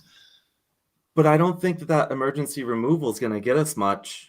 Well, it will get you. It is. It would end the risk of him trying to press the nuke buttons, unless there are checked things already in place that have removed those powers from him. And there's also people interested in keeping him from declassifying documents. Hold on. The president doesn't have the ability to just launch a nuke, right? Isn't there there's a protocol, but you don't want a guy at the top who's unstable. Because number one, what if you do need him and he refuses to do it because he's crazy? Or what if you don't need him and he insists on doing it? You know what I mean? As crazy as this is, there's nothing. It's not any more crazy than like Hillary Clinton claiming for 4 years that what Russia and the Republic of North Macedonia was trying to. I mean, she even claimed the North Macedonian government had rigged the election, not just the Russians, but and it's like what? Here's the problem with this. Yeah. Do you not believe it would be possible to rig an election? Oh, I believe it's complete. What was it? Symantec, the antivirus people bought a couple of voting machines in 2016 that had been used in previous elections. Yeah, and not the 2016 election, but they found that they could hack the machines. I mean, I'm certain there are vulnerabilities. That's the problem. I don't think it was Russia or China or anybody. I don't even know if it was really hacked. But each time the one party loses, they claim that the other party cheated, or the party wasn't really American, like with Obama. But there is stuff like that every election. So I want to see no matter what happens. But I think we all know, Joe Biden is about to be inaugurated president. That's the end of the story. But no matter what actually happens, I want to see the election thing cleaned up. Like, don't tell me Oh, yeah, about I how do there's too. stories on Dominion servers. Don't tell me about foreign investors. Write a law. It has to be an American company with American investors. Yeah, Biden And, had proposed a law being passed. It was like, I think it was 2015, where he made some video where he's saying we need to have, we could have a law for federal elections. We can't have one for state elections, like a federal law, but we could for federal. Yeah, but I elections. think they really could. The federal law can impact a lot of things. Yeah, I think there should be a standard for voting. Whether that standard is loosey goosey, like the ultimate liberal would want, with no IDs and no checks, or whether or not the standard is locked down with photo ID and DNA test. Whatever the standard is, it needs to be consistent, and then everybody would at least know what they're getting into without. Yeah. So part of the problem is that go ahead. Each state is given the right to hold the election and take the votes in their own way. It's going to turn into a big. You would have to infringe on that. So here's the thing.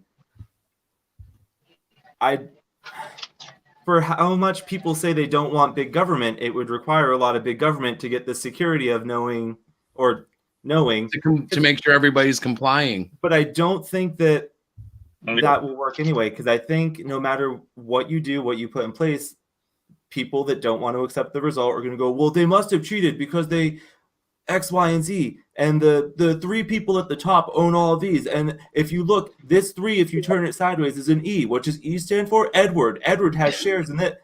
Like, they just make these fucking connections. It doesn't matter or not. I like the Edward example. I don't know. True. I think there will always be, and they'll say, well, the president has some funky looking birth certificate or whatever the excuse is for saying, why it's not really but still, we've had when our elections are certified by other countries, one of the times I watched this guy, he was one of the people in charge of certifying elections. He said, well, you guys had a free, this election was a fair election, but it's very unusual compared to other countries because the standards are different in each and every state. And I remember at the time, this was several years ago, I remember thinking, well, that's quite interesting that other countries do that differently. And I just wish America would just take a look at other countries a little more often, and not just like one country or like with the healthcare thing. Yeah. They always talk about the single payer healthcare system. They don't talk about like Israel has like 4 different competing nonprofit health companies, but we could do that. We could take a look at that, like for healthcare, take a look at it for elections, take a look at it for any number of things, schools, and how do they do things in other countries, not just in one European nation or a few, See, and that's kind of where.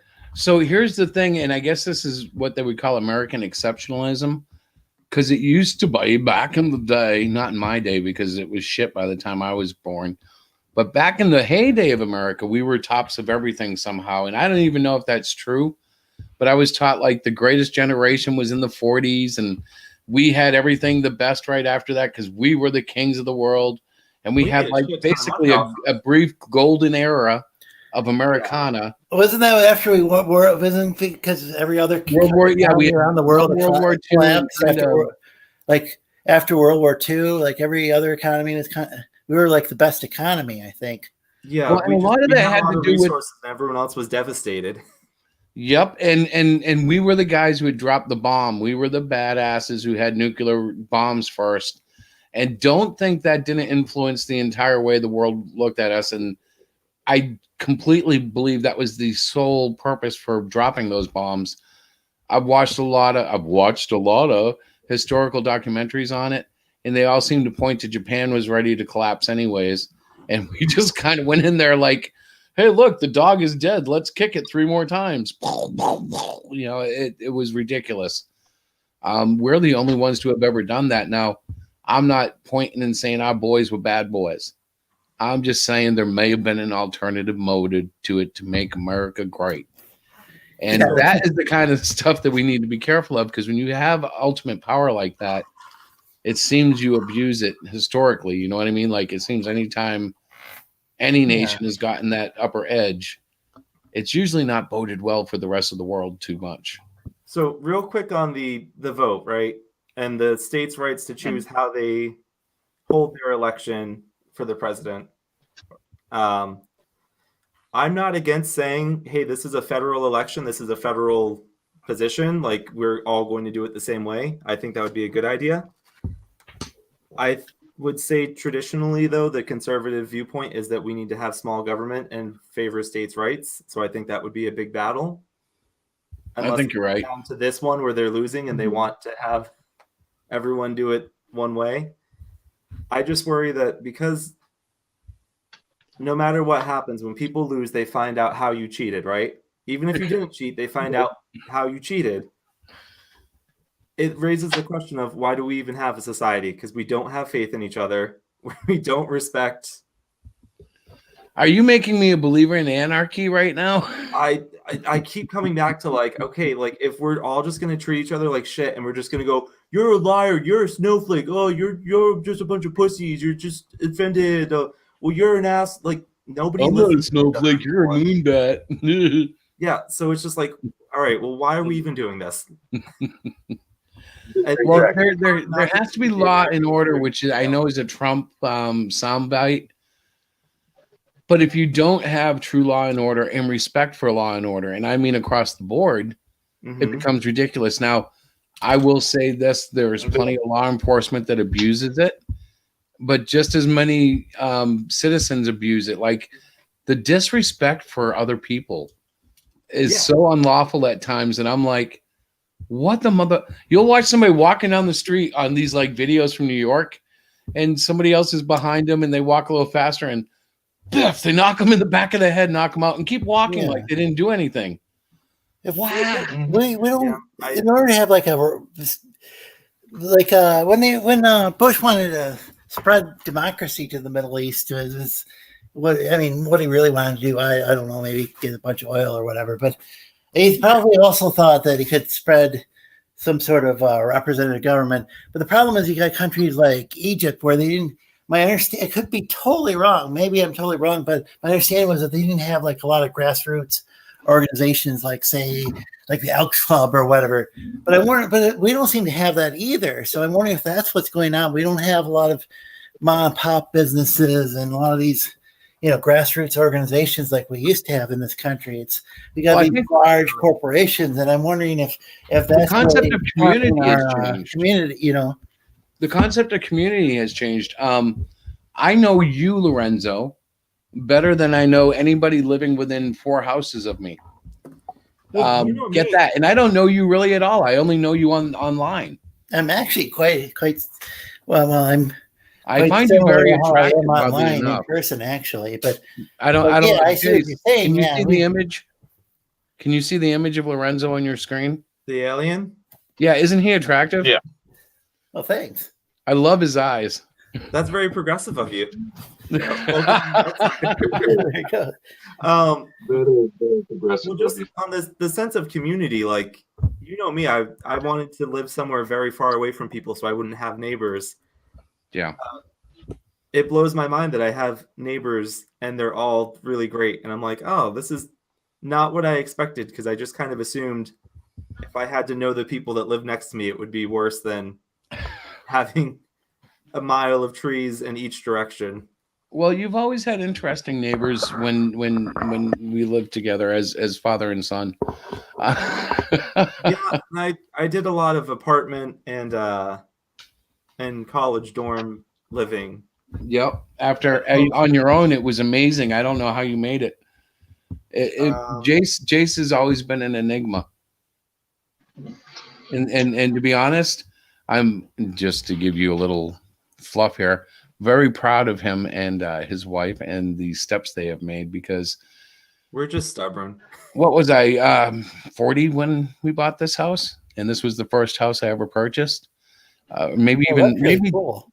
Yeah, but Jace is what? I always say you're 29, but I don't know how old you are. I'll be 28 and soon.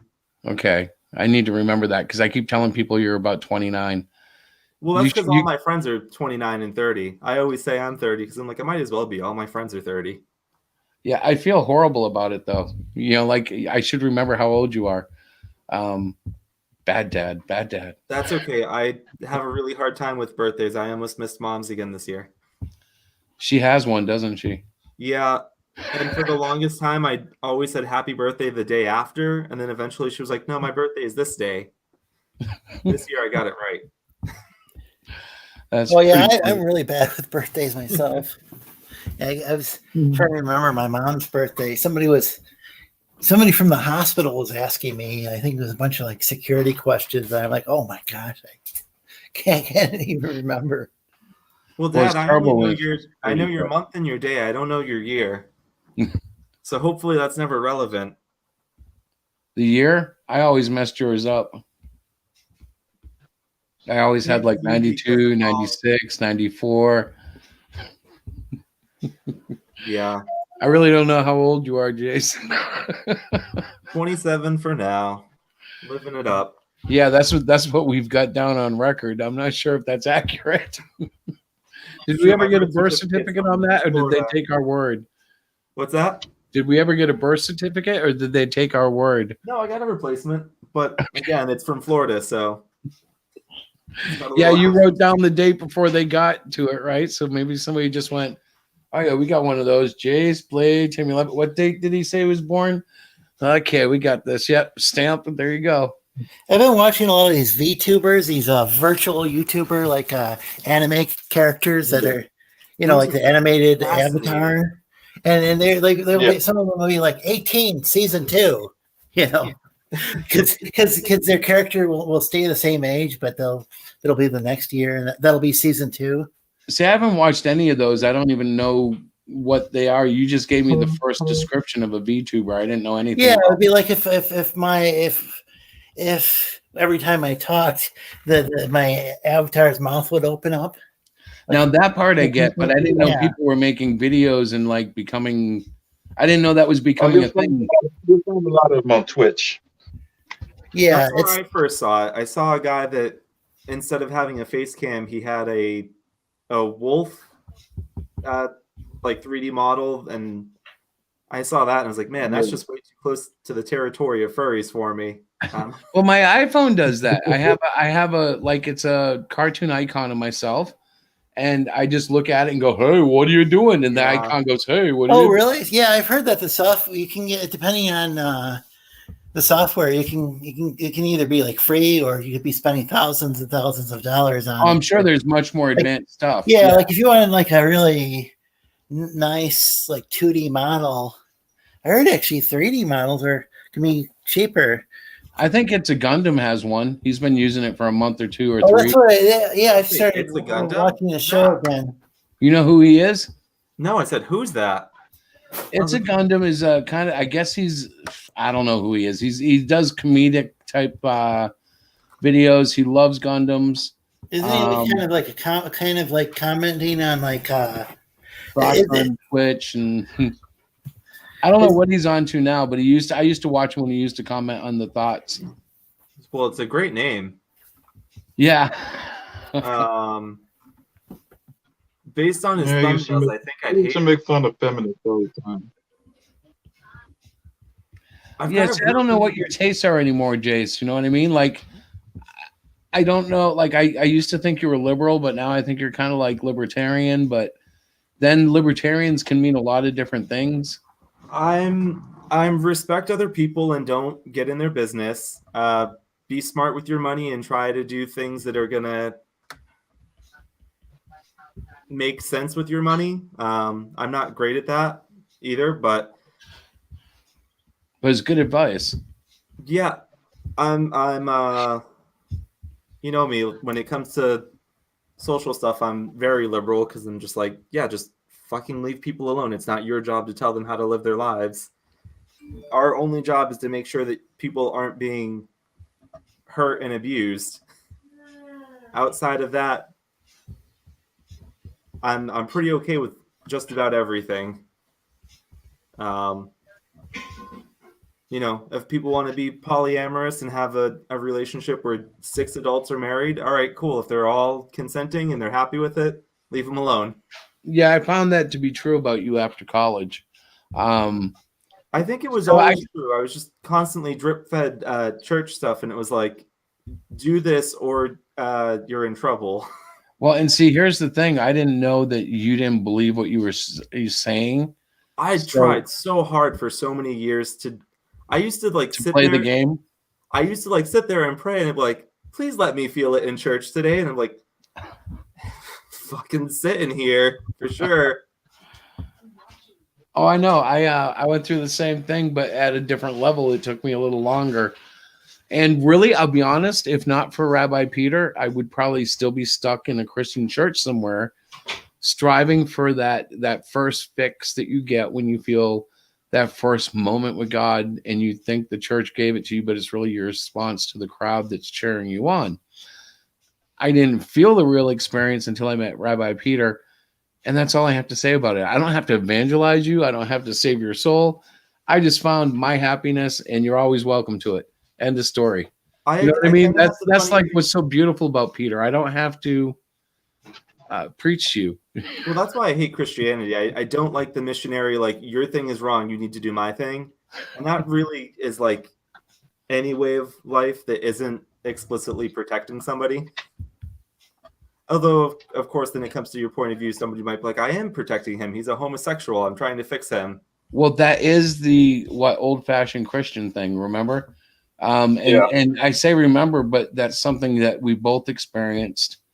Well, that's what broke me was I was constantly being told to help person X, Y, and Z. And then I'd have like a great friend like Kyle, and I'd be told, oh, well, he's a faggot. He's going to go to hell. Yeah. And like, and you got to either change him or he's going to well, and they would tell you change him or you got to get away from him. You know, you like if you're not preaching to him, you shouldn't be near him. I wasn't really his friend because he was going to hell and I didn't care. That's kind of a weird thing because if you look at like all the stuff forbidden in the Bible, people are constantly, even the people who are preaching against like gay people, they're probably violating all sorts of stuff that's in the Bible anyway. Well, so it'd be impossible to get it all right. Here's the thing we should remember. They're following the whole there should be shame and stuff. The thing they forget is that stuff is really diagnosed for sinners within the church. And they were really talking about the communities of Christians.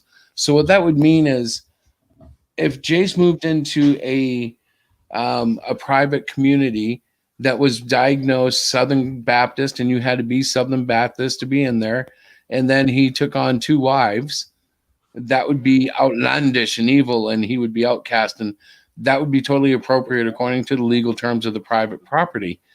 But if Jace moves into a state and a town that has some sort of attitude and a certain religious connotation, and he's married to a black woman and they are like, you can't be married to a person of color, well, that becomes a whole different issue because he's not in a private community agreeing to anything. They're trying to impose it on him. I guess my point is if you biblically, if you are in a community where you say, hey, I'm coming here to live like you guys and we all believe the same thing about Jesus and we're going to be good. That's one thing. If you go in there and you try sleeping with your neighbor's wife and they cast you out, tough luck, you deserve it. But if it's if it's in regular governing law, secular government, you can't come in. And this is the problem that Christians have with the US system. You can't come in and say, well, gay marriage, for example, should be illegal because it's against my religious sensibilities. No, look at it secularly. 2 adults want to engage in a contract that says they are legally binding in all ways as one. Where's the problem? 2 adults. That's the first. I always thought that was kind of weird. Like you got so you got this like justice of the peace that can perform a marriage. Could you imagine like you went around circumcising people or something? Like he's performing a, okay. So, but here's the thing. Okay, this is where it went crazy. That's not an acceptable way in public world, but it shouldn't impact the church either. So in other words, the government shouldn't be able to look to the church and say, you have to respect homosexual marriage. And yet that has kind of blended over the line because Christians push so hard in all the time before, say, 1990s when it started breaking, that the left kind of went equal and then said, and we're taking a little bit more. Screw you. We're overlapping. And this is that. And so Christians have to deal with it when they deal with people not understanding that their church should be free of whatever their religion says it should be free of. And that's where I think it oversteps that overlap. Yeah, and there's like let's say the church my mom belongs to is the Evangelical Lutheran Church in America, and I think they might actually perform gay weddings. And then there's this other, it's like if the Orthodox are, I'm a member of the Orthodox Church, it doesn't perform it. So, but like there were some Orthodox priests in it.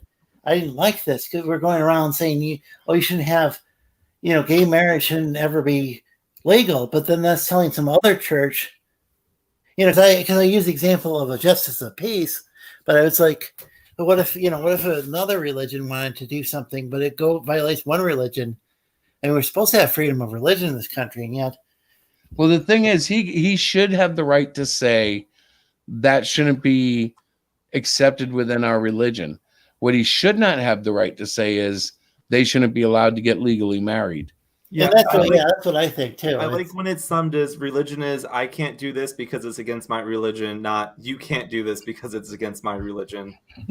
And I'm actually not even opposed to a church saying like we don't do gay marriage, we don't acknowledge gay marriages because you do it at the state level and you do it with your government. And from my point of view, I'm like, I don't understand why you want it to be under a church. Well, I understand why you might want it under a church, but in the whole concept of it, first of all, you have to understand biblical marriages weren't set up like this per se.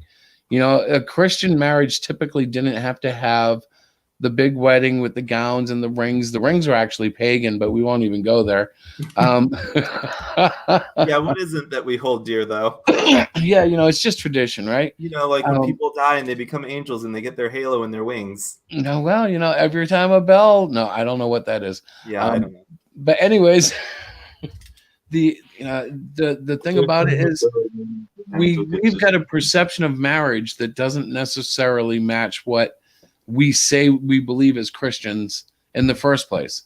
Like now it's all, for example, if you get married in the Catholic Church, you're going to go through premarital classes, and God forbid if your opposite isn't Catholic, because that person's going to have to convert and promise that your children are going to be raised Catholic. And there's this whole, it's like, are you serious? I just want to take care of this woman for the rest of my life. I don't want to join I'll use the word a cult and go. Well, and I kind of think of it as like free market, right? Like I'm confused why more people aren't. If there was a restaurant, right, and it was known for just constantly serving shitty burgers, they never get your burger right. It's always dry. Like there's always something wrong with it. Eventually people would just say like, hey, this thing kind of sucks. Let's not go there anymore. We can go spend our money somewhere else. I have a hard time when people have so many problems with the church. I'm like, hey, this thing kind of sucks. Why don't you just stop doing that? Well, I think some people I think a lot of people works really well for them, for a certain group of people. I don't know if it's the majority or small or a small minority. That and you got to remember. Terry was trying to say something too. But you can. Oh, Terry is. No, I was just saying that we was talking about It's a Wonderful Life about an angel and his wings. The thing is, you really have to follow what's in your heart. Yep. And modern religions really don't follow the traditional orthodoxy. Anyway, we know this. Well, and the funniest thing about the Christian religion is the intent of it was never to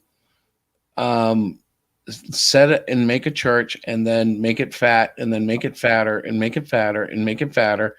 The intent was supposed to be you set down, you set out a crop, the crop grows, and then those seeds go out and they do their own crops. you might have a church that had a body of people coming every Sunday, but they would grow instead of sticking to that person for the next 40 years of their life. They would grow and go forth themselves and start teaching others and just living the blessed life, which didn't mean you went down to the Roman neighbors and said, you're hypocrites for doing this and this, and you're going to burn in hell. No, it meant you went and you showed them examples of the way of the Messiah. We lost all that over the, almost 2,000 years plus or whatever it is now. And it's so hard to keep looking back and hoping for the future of it, because you look around you and unfortunately it's that famous word, it's biblical. We are in some really nasty times, it's like, and yes, everybody can say that, but my God, are we in nasty times right now? And I mean, like, you might not see it, but I see it like as of the last 30 years, things have been bad. Like, we've had a bad streak of presidents. You can go back to, I believe, Clinton and go through each president and see just how bad each one really was for this nation at that time. Oh, some people would even say about Reagan and Carter, I think hasn't it been since didn't things happen like with Nixon? Didn't he start like the whole like neoliberal thing? He opened up things to China, or was it even before him? Well, I don't know. I know people say that our country really started to fall apart with Kennedy because there was a big conspiracy in the government to get rid of him before he exposed certain aspects of what they were planning to do. But now you're stretching into conspiracy theories. Yeah, and there's some people who say that Kennedy may have not been as good as that people are kind of remember him as being, because he ended up being assassinated and then ended up almost became like a saint. Yeah, he's definitely romanticized to the max. Yeah. But if he was murdered by the state, assassinated, that's some pretty heavy damn stuff. It's hard to. I mean, there's some people who really believe that, and if they present some interesting, Well, we may never know. Yeah, the thing is, he also really upset the mafia. He definitely upset the communists, so that I could see with Lee Harvey. But then Lee Harvey Oswald himself was assassinated. That was all really weird. So, well, that was kind of the setup, wasn't it? I mean, you get the assassination done, and then you're supposed to go take out the hitman, so he can't do anything. The old cyanide. He did do that whole Bay of Pigs thing, and then it's really, and then Bobby Kennedy went after the mafia, which the mafia. Yeah, that was brilliant, wasn't it? There's like this whole thing where I would think the mafia would be on like the Kennedy side because he was against because the Kennedys were against Castro. Yeah, like he was, and supposedly but I don't know if it's the same mobsters who had controlled Cuba before the revolution. Because that's what I mean. That's what I don't know any. That of was like a big stuff. problem. There was I don't know if there were a bunch of casinos there in Cuba or what the deal was, but supposedly the mafia had controlled it when the U.S. was backing Batista, and then Batista was over. This is why I kind of think that the whole non-intervention thing, kind of like the Star Trek Prime Directive, is a good idea. If somebody doesn't, this Baptista thing, this was before he was on the Guardians of the Galaxy movies, right? Yeah, I think so. Yeah, Batista, the guy who Castro overthrew. And I think that was a result of the U.S. Messing around in Latin America that they end up turning communist. And sometimes I order Castro oil when I go to the lubricant place. Isn't that Castrol with an L? But, yeah, it's a good one though. So yeah, I don't know. So I guess I should be getting off of this thing. Diana's in the shower. That means that my bedtime's coming. Mine's pretty but well it's been past. fun talking this stuff. I don't know what I'll be doing in the year to come. I just know that I'll be doing something. Hero Shack Comics itself, though, as a title, is going to be defunct. Well, Christopher, if you ever find a creative outlet, I'm going to draw Why don't you try doing a draw video? Yeah, man, I might. You explaining. know, the thing about That's drawing videos. what I was doing. But here's Yeah. the problem I'm having with that, or what I've had in the past. I like to draw with like 80s music in the background, and I've done drawing videos on YouTube. And the second the algorithm picks up the copyrighted music, you start getting these like the BMG Music Group has contacted us, and they now own your video. And then it starts getting like you've got like 30 of them because you let the soundtrack machine, the playlist go. And you're like, Yeah. Well, so the problem is, do you care about those views and trying to make money on it? Because that happened to a lot of my old videos and streams and stuff. And I was like, I was just streaming to hang out. Like, I don't, yeah, no, I really don't care. Yeah, so I just let all that shit go, and I'm like, fine. Like, maybe You're not trying to monetize the videos. That's the thing. If you were trying to monetize them, then you'd have to. If you're looking to make money on your drawing videos, then yeah, you got to get some royalty free or do your own stuff. There is some good royalty free. I've been using it off of YouTube, but you got to be kind of careful because you can get caught by the hook and then find out the song is just lame afterwards, Well, I heard that you can even like go and use a song and it's royalty free, and then some band decides they want to take rights. But then again, if that happens with some video, let's say that you make the video and people watch it who will watch it, and then 5 years from now, maybe somebody's not going to be watching that as much when they finally get. Maybe they'll be watching a new video of yours. Well, I don't mind them taking it back, except that it's hard to necessarily replicate that. By the time you go back and go, oh, can I just put out the video with a different soundtrack?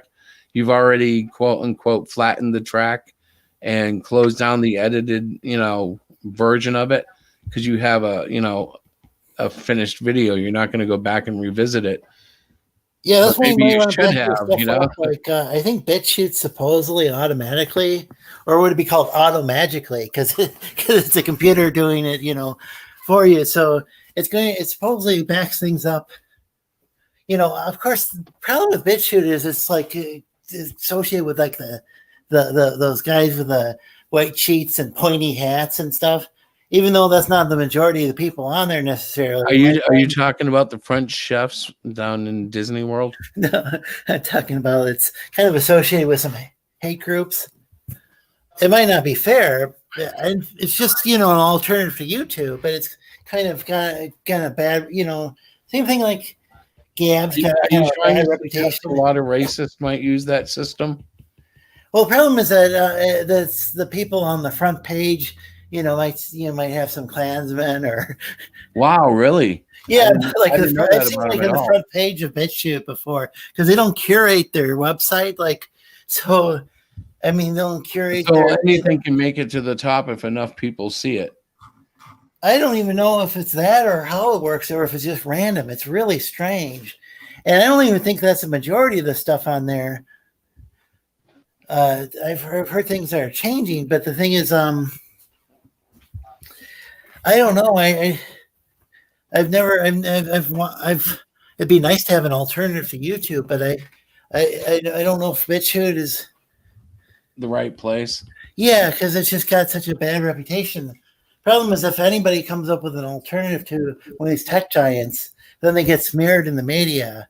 And I think what is happening is this old legacy media, this it doesn't like competition. If they're not smeared, they're bought out pretty quickly. Yeah, and I think this traditional legacy, whatever you want to call it, I think they can't really compete, against these streamers, and so they have to go and claim everybody's like a Klansman or. Well, of course, on the right, you got a lot of people calling people he's even like slightly liberal. Well, that person is a commie. It's like. Well, it's coming down to at this point right now. The climate is so toxic. The thing about alternative. Wait a minute. Well, I mean, like Jace right now, by a lot of people, would be considered ultra liberal, and a lot of Jace's friends would think I'm ultra conservative, and yet I know we're both somewhere.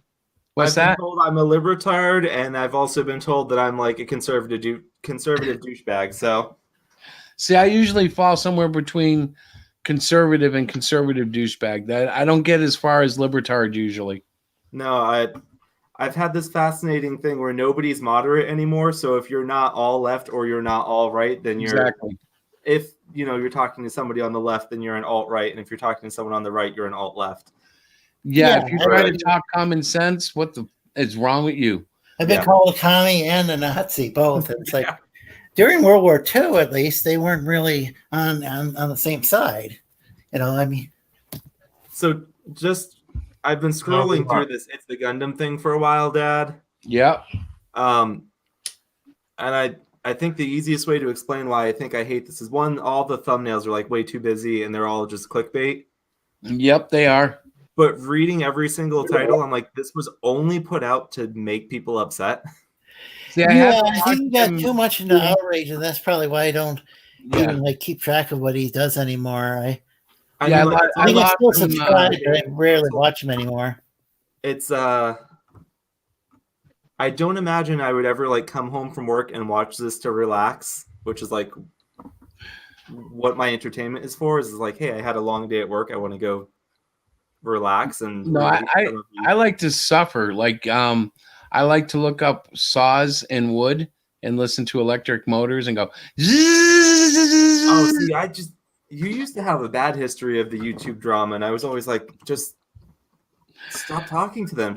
I have a little bit of that going on right now with Twitter and political arguments, which is ridiculous because I don't care nearly as much as I enjoy the argument. So I think they call that trolling. But I just don't really like arguing for the sake of arguing. Sometimes I do, because I get on these little soapboxes, and in principle, I believe that if the election is challenged, it should be investigated. However, that doesn't mean that you hold up government to investigate it. That means you can pull the strings back at any time if this stuff was illegally stolen. And yet, how long has it been since the election? Which one? November, right? Yes. November. I mean, well, here's what I don't get. What's the time frame? How much investigation time needs to be given before? Exactly. This is what I don't understand. If the Kraken was there, why hasn't it been released like everybody has said? Or have they released it and realized, oh, it was a snapping turtle. It wasn't a Kraken at all. I think what they did was they made wild claims, and then everyone went, okay, we'd like to see that. And they went, it's everywhere. I've actually said that. It's just the thing where it's like, I could come in and make a blanket statement and be like, everyone I've run into today has been a huge dick. And you could say, okay, give me an example. And I go, ugh. It was just everything. Everyone was so rude today. And you'd be, fair to say, can I see some evidence of anybody being a dick? Yeah. And, then I go, I don't see how you don't see it. Well, I did figure out one of the fundamental problems with America right now. And this is a problem that we are going to have to solve as a society, because there was a time when a sworn affidavit meant that it was an American swearing an oath to a God that they completely believed in and had some level of respect for. Yeah. When I heard people say, we have sworn affidavits, damn it, this is proof. I was one of those people who in my heart, I went, yeah, they got sworn freaking affidavits. What the hell? I was talking to a liberal friend of mine. I've always cracked up at that. For the past few years, I'm like, yeah, you took an oath. I can take an oath. Grab a book right now and say, I swear to God, I'm not wearing gray. Well, if you're talking about the election, remember, people can be very totally honest from their point of view, but the eyewitness testimony is actually one of the worst as far from a scientific standpoint. Because people can get things wrong. People can people's minds can play tricks on them. They can. I was paying a lot of attention to what was going on. In the Michigan, there was this several hours worth of this hearing in front of the Michigan legislature about what was going on in like was it the Wayne County, near Detroit. No, the problem is I heard that, but a friend of mine who lives down there said, the Republicans never win that area. So, I mean, the idea that Trump really won that election, like won Detroit, and it's like, oh yeah, this probably doesn't make much sense. That's not the point. I know that eyewitnesses' accounts are rarely accurate. Yeah. The point is, there's a whole thing in America where about half the country is probably still Christian. I mean, the statistical rate is higher, but actual believers is probably about half now. When I was born, it was about 80%. So it's lost a lot of the numbers, and the younger generation is full of people who don't believe. So when I say when I hear a sworn affidavit, I take it very serious. I'm like, whether that person is mistaken or not, I know that's their honest belief that this is what happened. And because they say this is what they believe happened, I believe it deserves an investigation. But like Jay said, and my liberal friend, I was talking to a teacher who's very liberal, and they were like, well, so what? You know what a sworn affidavit is? It's just hearsay. And I'm like, no, man, they swore to God. And they're like laughing at me going, remember, what value is that? I work in applied behavior analysis. Like, you don't take anything seriously unless you've collected the data and you can say, in a 2-week period, this thing occurred this many times for this duration. But that's what's different than what was, say, 50 years ago.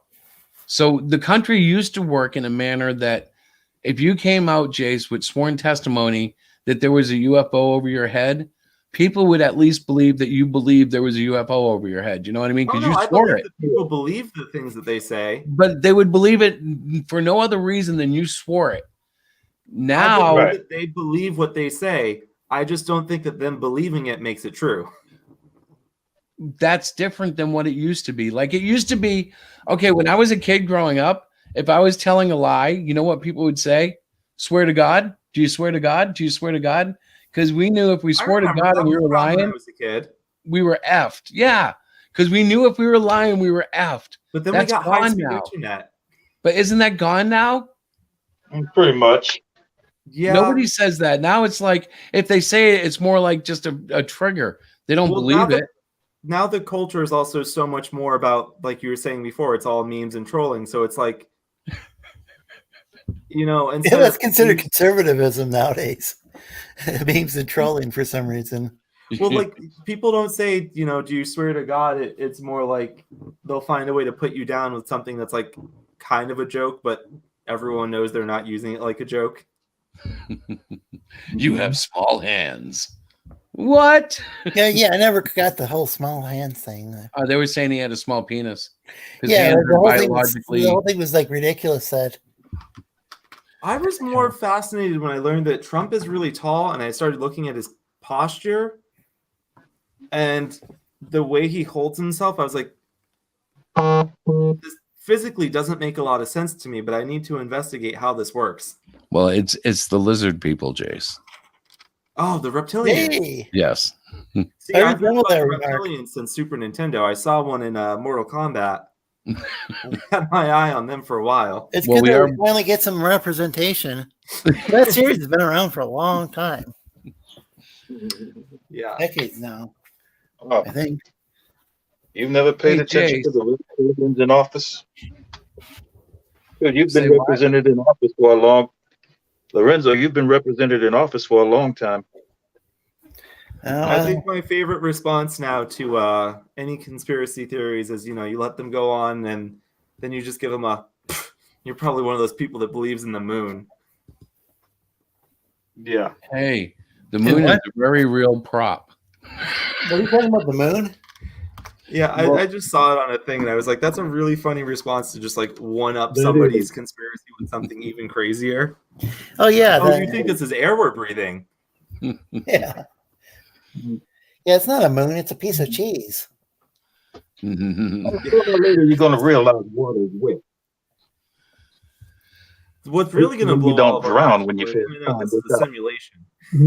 Yes, you're plugged in as a battery. And do you want the red pill or the blue pill? Did you see that cut scene from The Office where they're trying to convince Dwight and they had a black guy show up and bring him to the warehouse and tell him No. he takes the red pill? They go through the whole Matrix thing with him, and Dwight goes, okay, I'll take the red pill.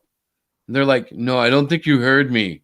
The blue pill will release you from this illusion. He's like, no, I heard you, but I have it pretty good right now. I'm a manager and I own this building and I'm getting married and I love her. I don't want to leave it. Here, give me the red pill.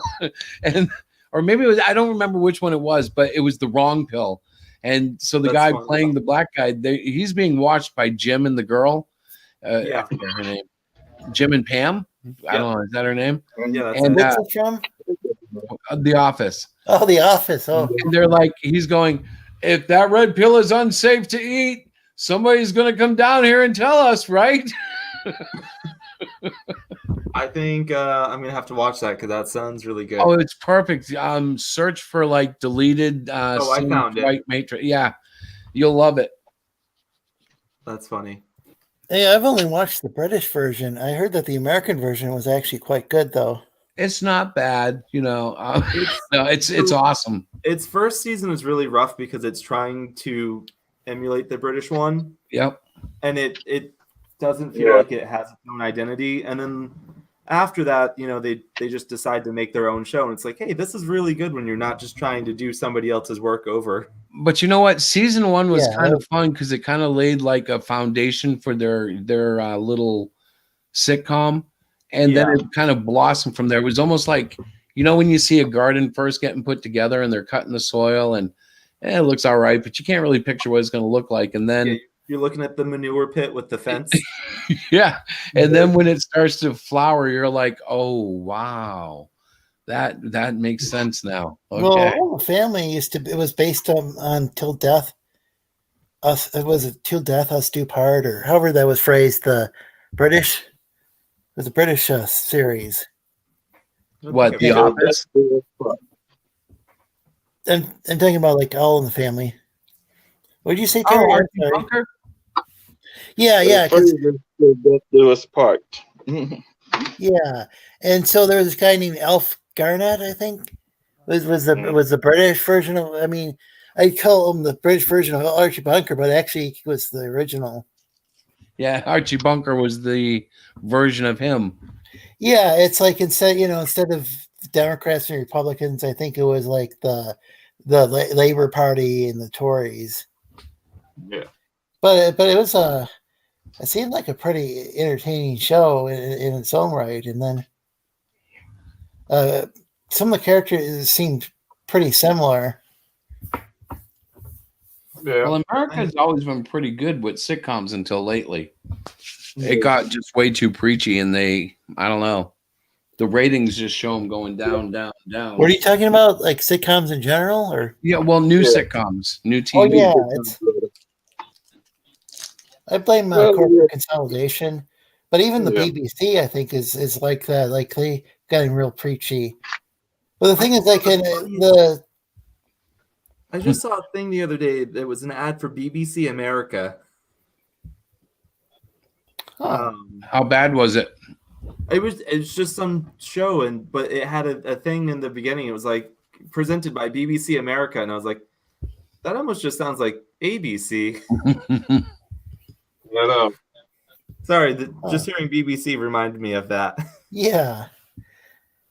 Yeah, I had BBC America for a while when they had the Dish Network, and then watching some show and some character it was some sort of horror show, and some character ended up like it was going to have Satan's baby, and then I think there was an episode where she had an abortion, but they didn't air that here because you couldn't abort Satan's baby. And like, well, that's a real weird dilemma, It's like I don't even know what the conservative stance on that is. On what, abortion? On aborting Satan's baby. Nope, you cannot. You cannot. You cannot. If you're Christian, if you're Christian by the book, you're not allowed to commit abortion. Now that does stretch out as you go through different denominations and they get more liberal. But the core belief would be it's a murder. Well, what if it's going to be Satan's baby? Absolutely. You got to let Satan's baby be born, and then you smash that baby against the rocks. There you go. There you go. Like, who was that? It was like King David? Yeah, that's Old Testament. But yeah, that was. So I'm going to sound I just thought the whole thing was absurd because, regardless of what one actually thinks about abortion, which not really. I'm going to probably be called alt-right for saying, I'm not exactly with the most twisted of enthusiastic about it. But you'll find they use the Old Testament as like a quiver of arrows. So when they really want to hurt somebody, they'll pull out a "Thou shalt not kill," "Thou shalt not commit adultery." But when they want to like excuse themselves, they're like, "No, I have eternal forgiveness. I repent, and you must forgive me." And that's okay too, but you have to kind of be on equal level. Like if you live like that, you have to forgive like that. Yeah. And if you're because that's the whole lesson of you got to do unto others. Because if you're expecting mercy, you better be showing mercy. I just thought it was weird that they wouldn't allow that, like, and again, I'm not saying you should abort Satan's baby. I'm just saying that on a TV show where it was already so questionable to begin with, that they wouldn't air that episode. Well, Lorenzo, as a white middle-aged video game player, I would be tempted to slay the slut that had Satan's baby in her womb, and then I would call forth the demon and kill him with my +5 iron blade and my crossbows, and I would have that still be abortion? It would be abortion, but it would also be murder of the maiden of Satan. And then I would try to send the levels until I got to Well, now hold on. This is unfair. What if this is a Rosemary's Baby situation and she was forcibly impregnated by a cult with the help of her husband? I just don't think she. Okay, now you've screwed up my video game fantasy. So perhaps I strap this woman to my back, Chris, and I take her into the depths of hell with me. So what do you expect? What did you say, Terry? He was describing Dante's Inferno. Yeah, I was actually, I was using Hades, a video game that I've played much of lately, which I think is at least partially inspired by Inferno. Oh yeah, that's on sale, and well, maybe not right now, but it's periodically on sale on the Switch. Is that? Okay, Yeah, so if you haven't bought it, I highly recommend it. I'll see if it's on sale right now or. It's a blast and a half.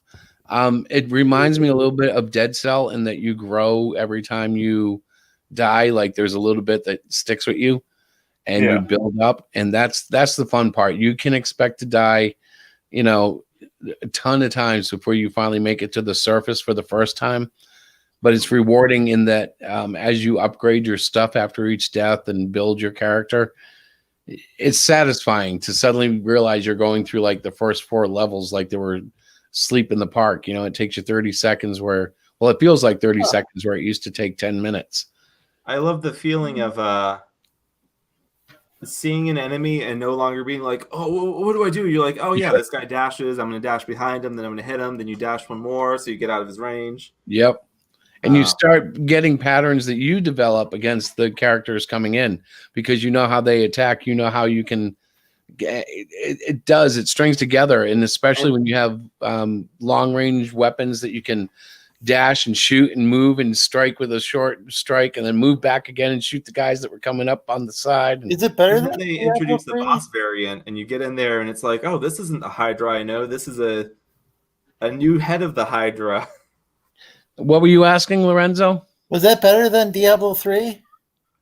I haven't played Diablo 3. It really is going to depend on the experience you're looking for. Okay. Do you like roguelikes or roguelites at all? Yeah, they're really difficult though. Yeah. But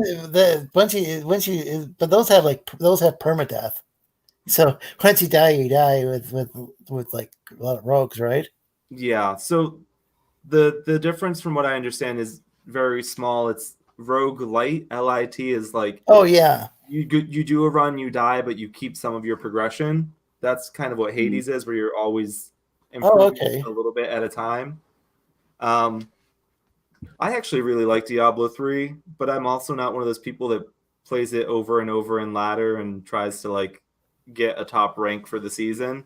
Yeah, Like, I just played it once and I enjoyed it, but it was over in a few days. I was able to, and I didn't even have to craft. I had all these. I mean, I kept finding these really cool weapons, and I didn't even really have to enhance them because I kept finding more and more cool weapons. It's like, oh, cool. But yeah, I didn't haven't played it over again because it's just like I don't know. There were some of those some of those dungeons that I get kind of lost. Sometimes yeah. in the dungeon. I enjoyed it the And first time around. I just don't know about playing each and every season or whatever. I might replay it though. I got it on Switch now. that's what I do. I think I play it again like once every 2 or 3 years. I'm like, oh, I kind of want to play some Diablo, and you get like a friend or two, and you hop in co-op, and Oh, that would be fun. I just played this by myself and it was fun. It's just I beat the game. I don't beat that many games.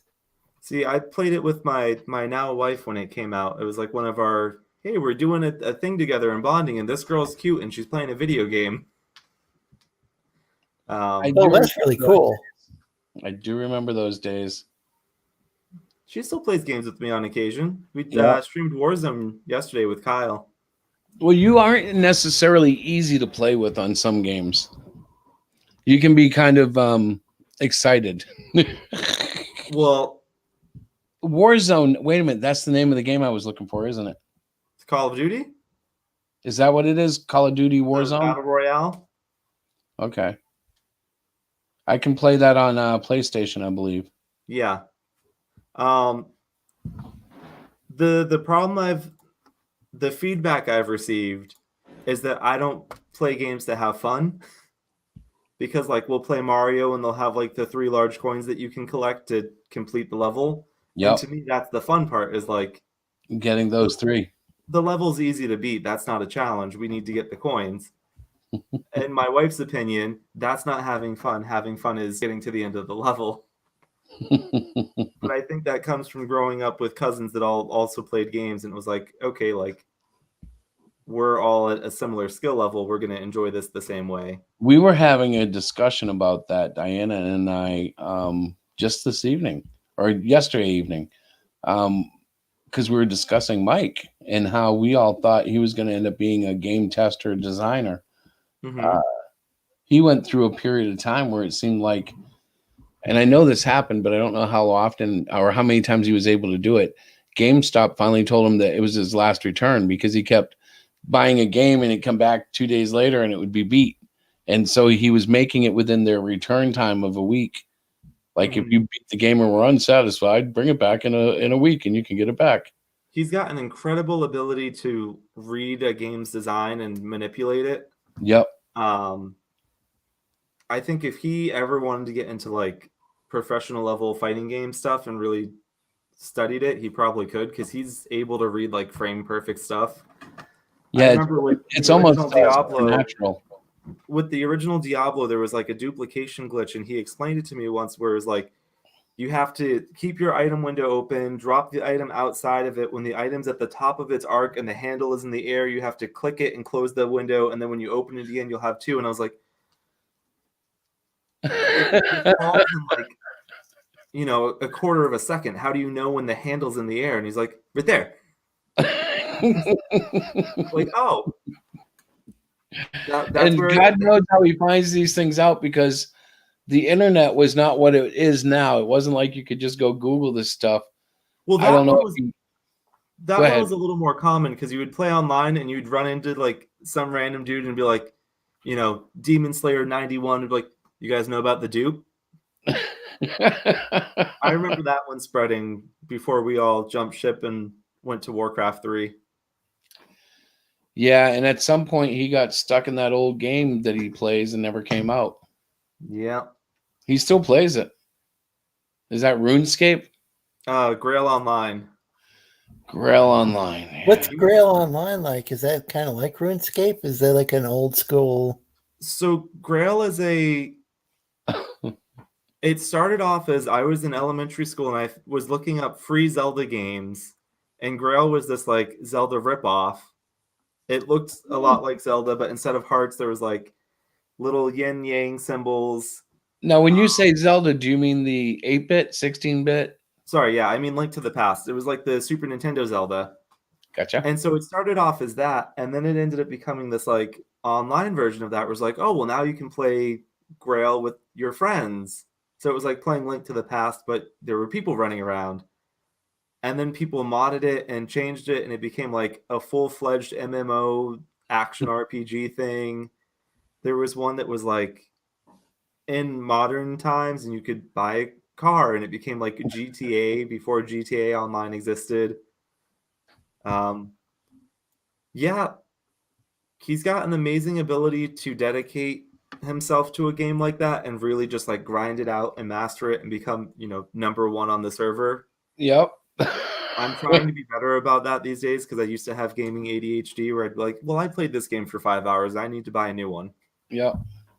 Unless it was really good. I guess it's okay if you've beaten the game, but it gets expensive unless you can find a store dumb enough to keep the return going, which GameStop did for quite a while.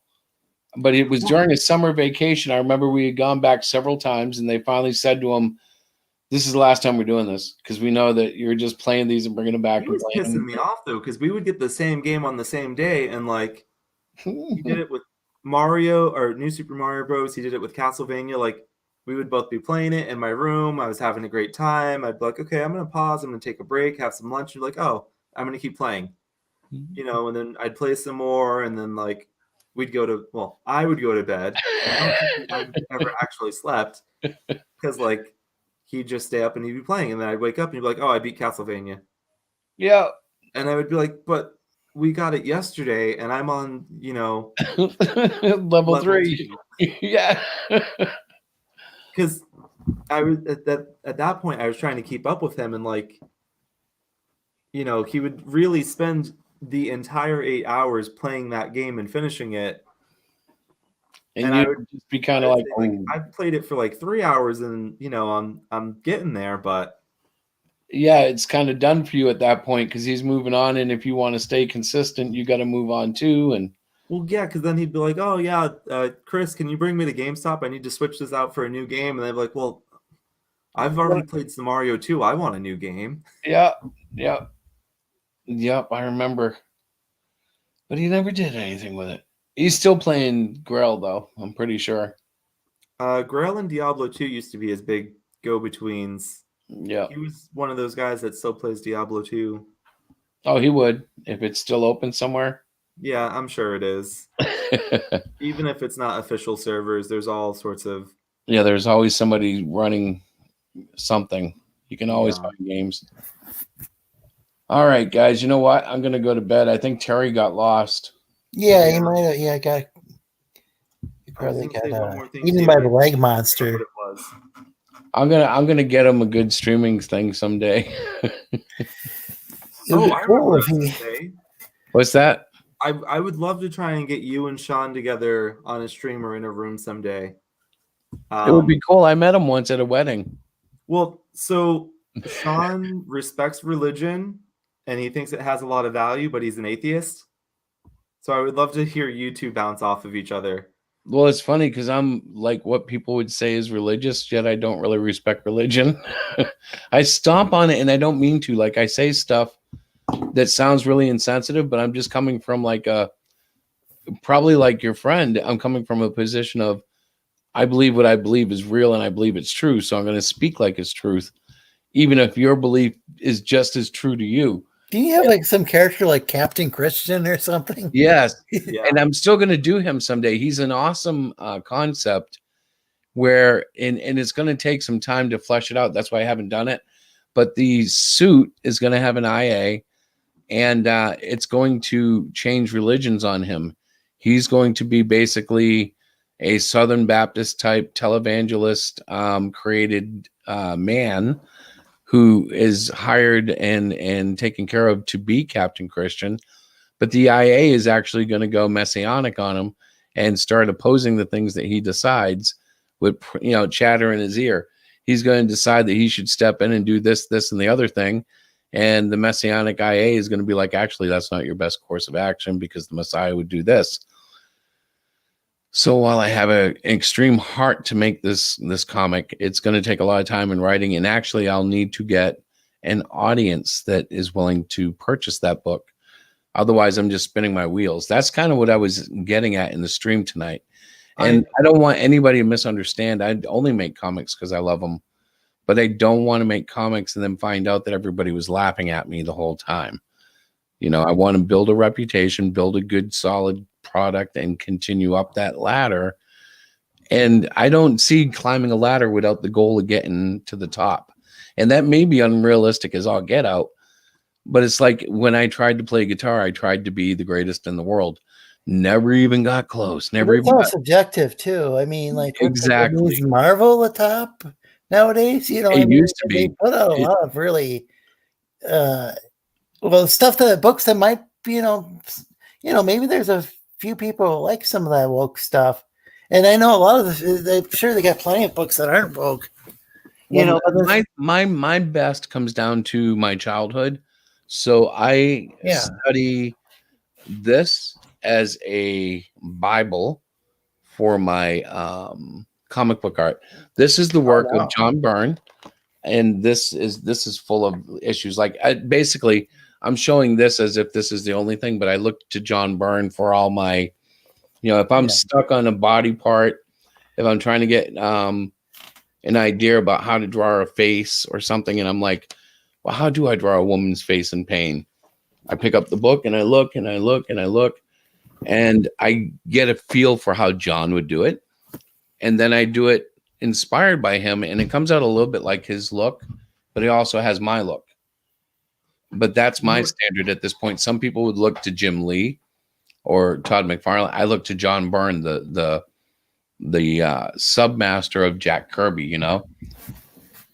Like, I think Jack Kirby was the first master comic artist, and John Byrne would be the second, at least in the Marvel line, with Jim Lee sealing it up. And then after Jim Lee, I don't know that they had what about as far as storylines? Actually, I think Chris Claremont wrote everything that I was most influenced by. Otherwise, the Marvel House writing style was something that I enjoyed. I fell into pretty well. Was it like the Marvel method, or what did they call it? Was it? Well, the Marvel method was interesting because like Stan Lee was just kind of, well, I don't know if everybody did it, but it was like Stan Lee throwing plots at Jack Kirby, and Kirby would go home and draw a story in art and kind of make suggestions on script. And then Stan was responsible for actually putting the balloons in and basically telling the story that was written by the art, you know? But you're just creating this all all yourself. So you can stage it to simulate that. I try to, but it doesn't work out the way that two people would, you know? Like I can draw a whole story and then add the script later, but the very fact that I drew the story means I have a preconceived notion where if I handed Jace a story that was fully drawn and said, Jace, write dialogue for this based on what you see, he'll get close because he'll see like, oh, look, there's an alien in the woods coming after these people. But if I was thinking about calling, you know, I support that, by the way. Yeah. Especially if they're human people. That would be a good experiment. Imagine if you had drawn the almost invincible woman and then handed that to me and said, hey, fill in the story here. Yep. I bet you it would have been very different than. But you know what? That might be an interesting experiment. You know, I think stuff like that was fun. I like those kind of creative exercises. Yep. That's why Chris and I used to do the taking turns drawing a picture together, one line at a time. Really? I love stuff like that. I didn't know you guys. Well, actually, now that you mention it, I remember it, but I didn't remember you guys were doing that. Either we would do that or we would do one feature at a time. Like we had a piece of paper that we would pass between classes and I'd see her in the hall and I'd be like, okay, here you go. Like, hand to the nose. I've done before with like some friends. We've like one of us would tell part of a story and then, you know, write part of it and then hand it off to the next friend, and that can be interesting as well. Oh, I'm sure. Yeah, anything that collaborates is usually interesting, as long as the people aren't like against each other. You know, like in the Star Wars trilogy, where the directors went the totally different directions and. All right, it's getting Yeah. closer to 11 than I would like, so I'm gonna hop off. All right, me too. This discussion to be all these discussions to be interesting tonight. It's really good when we don't like talk about like Twitter drama all that much.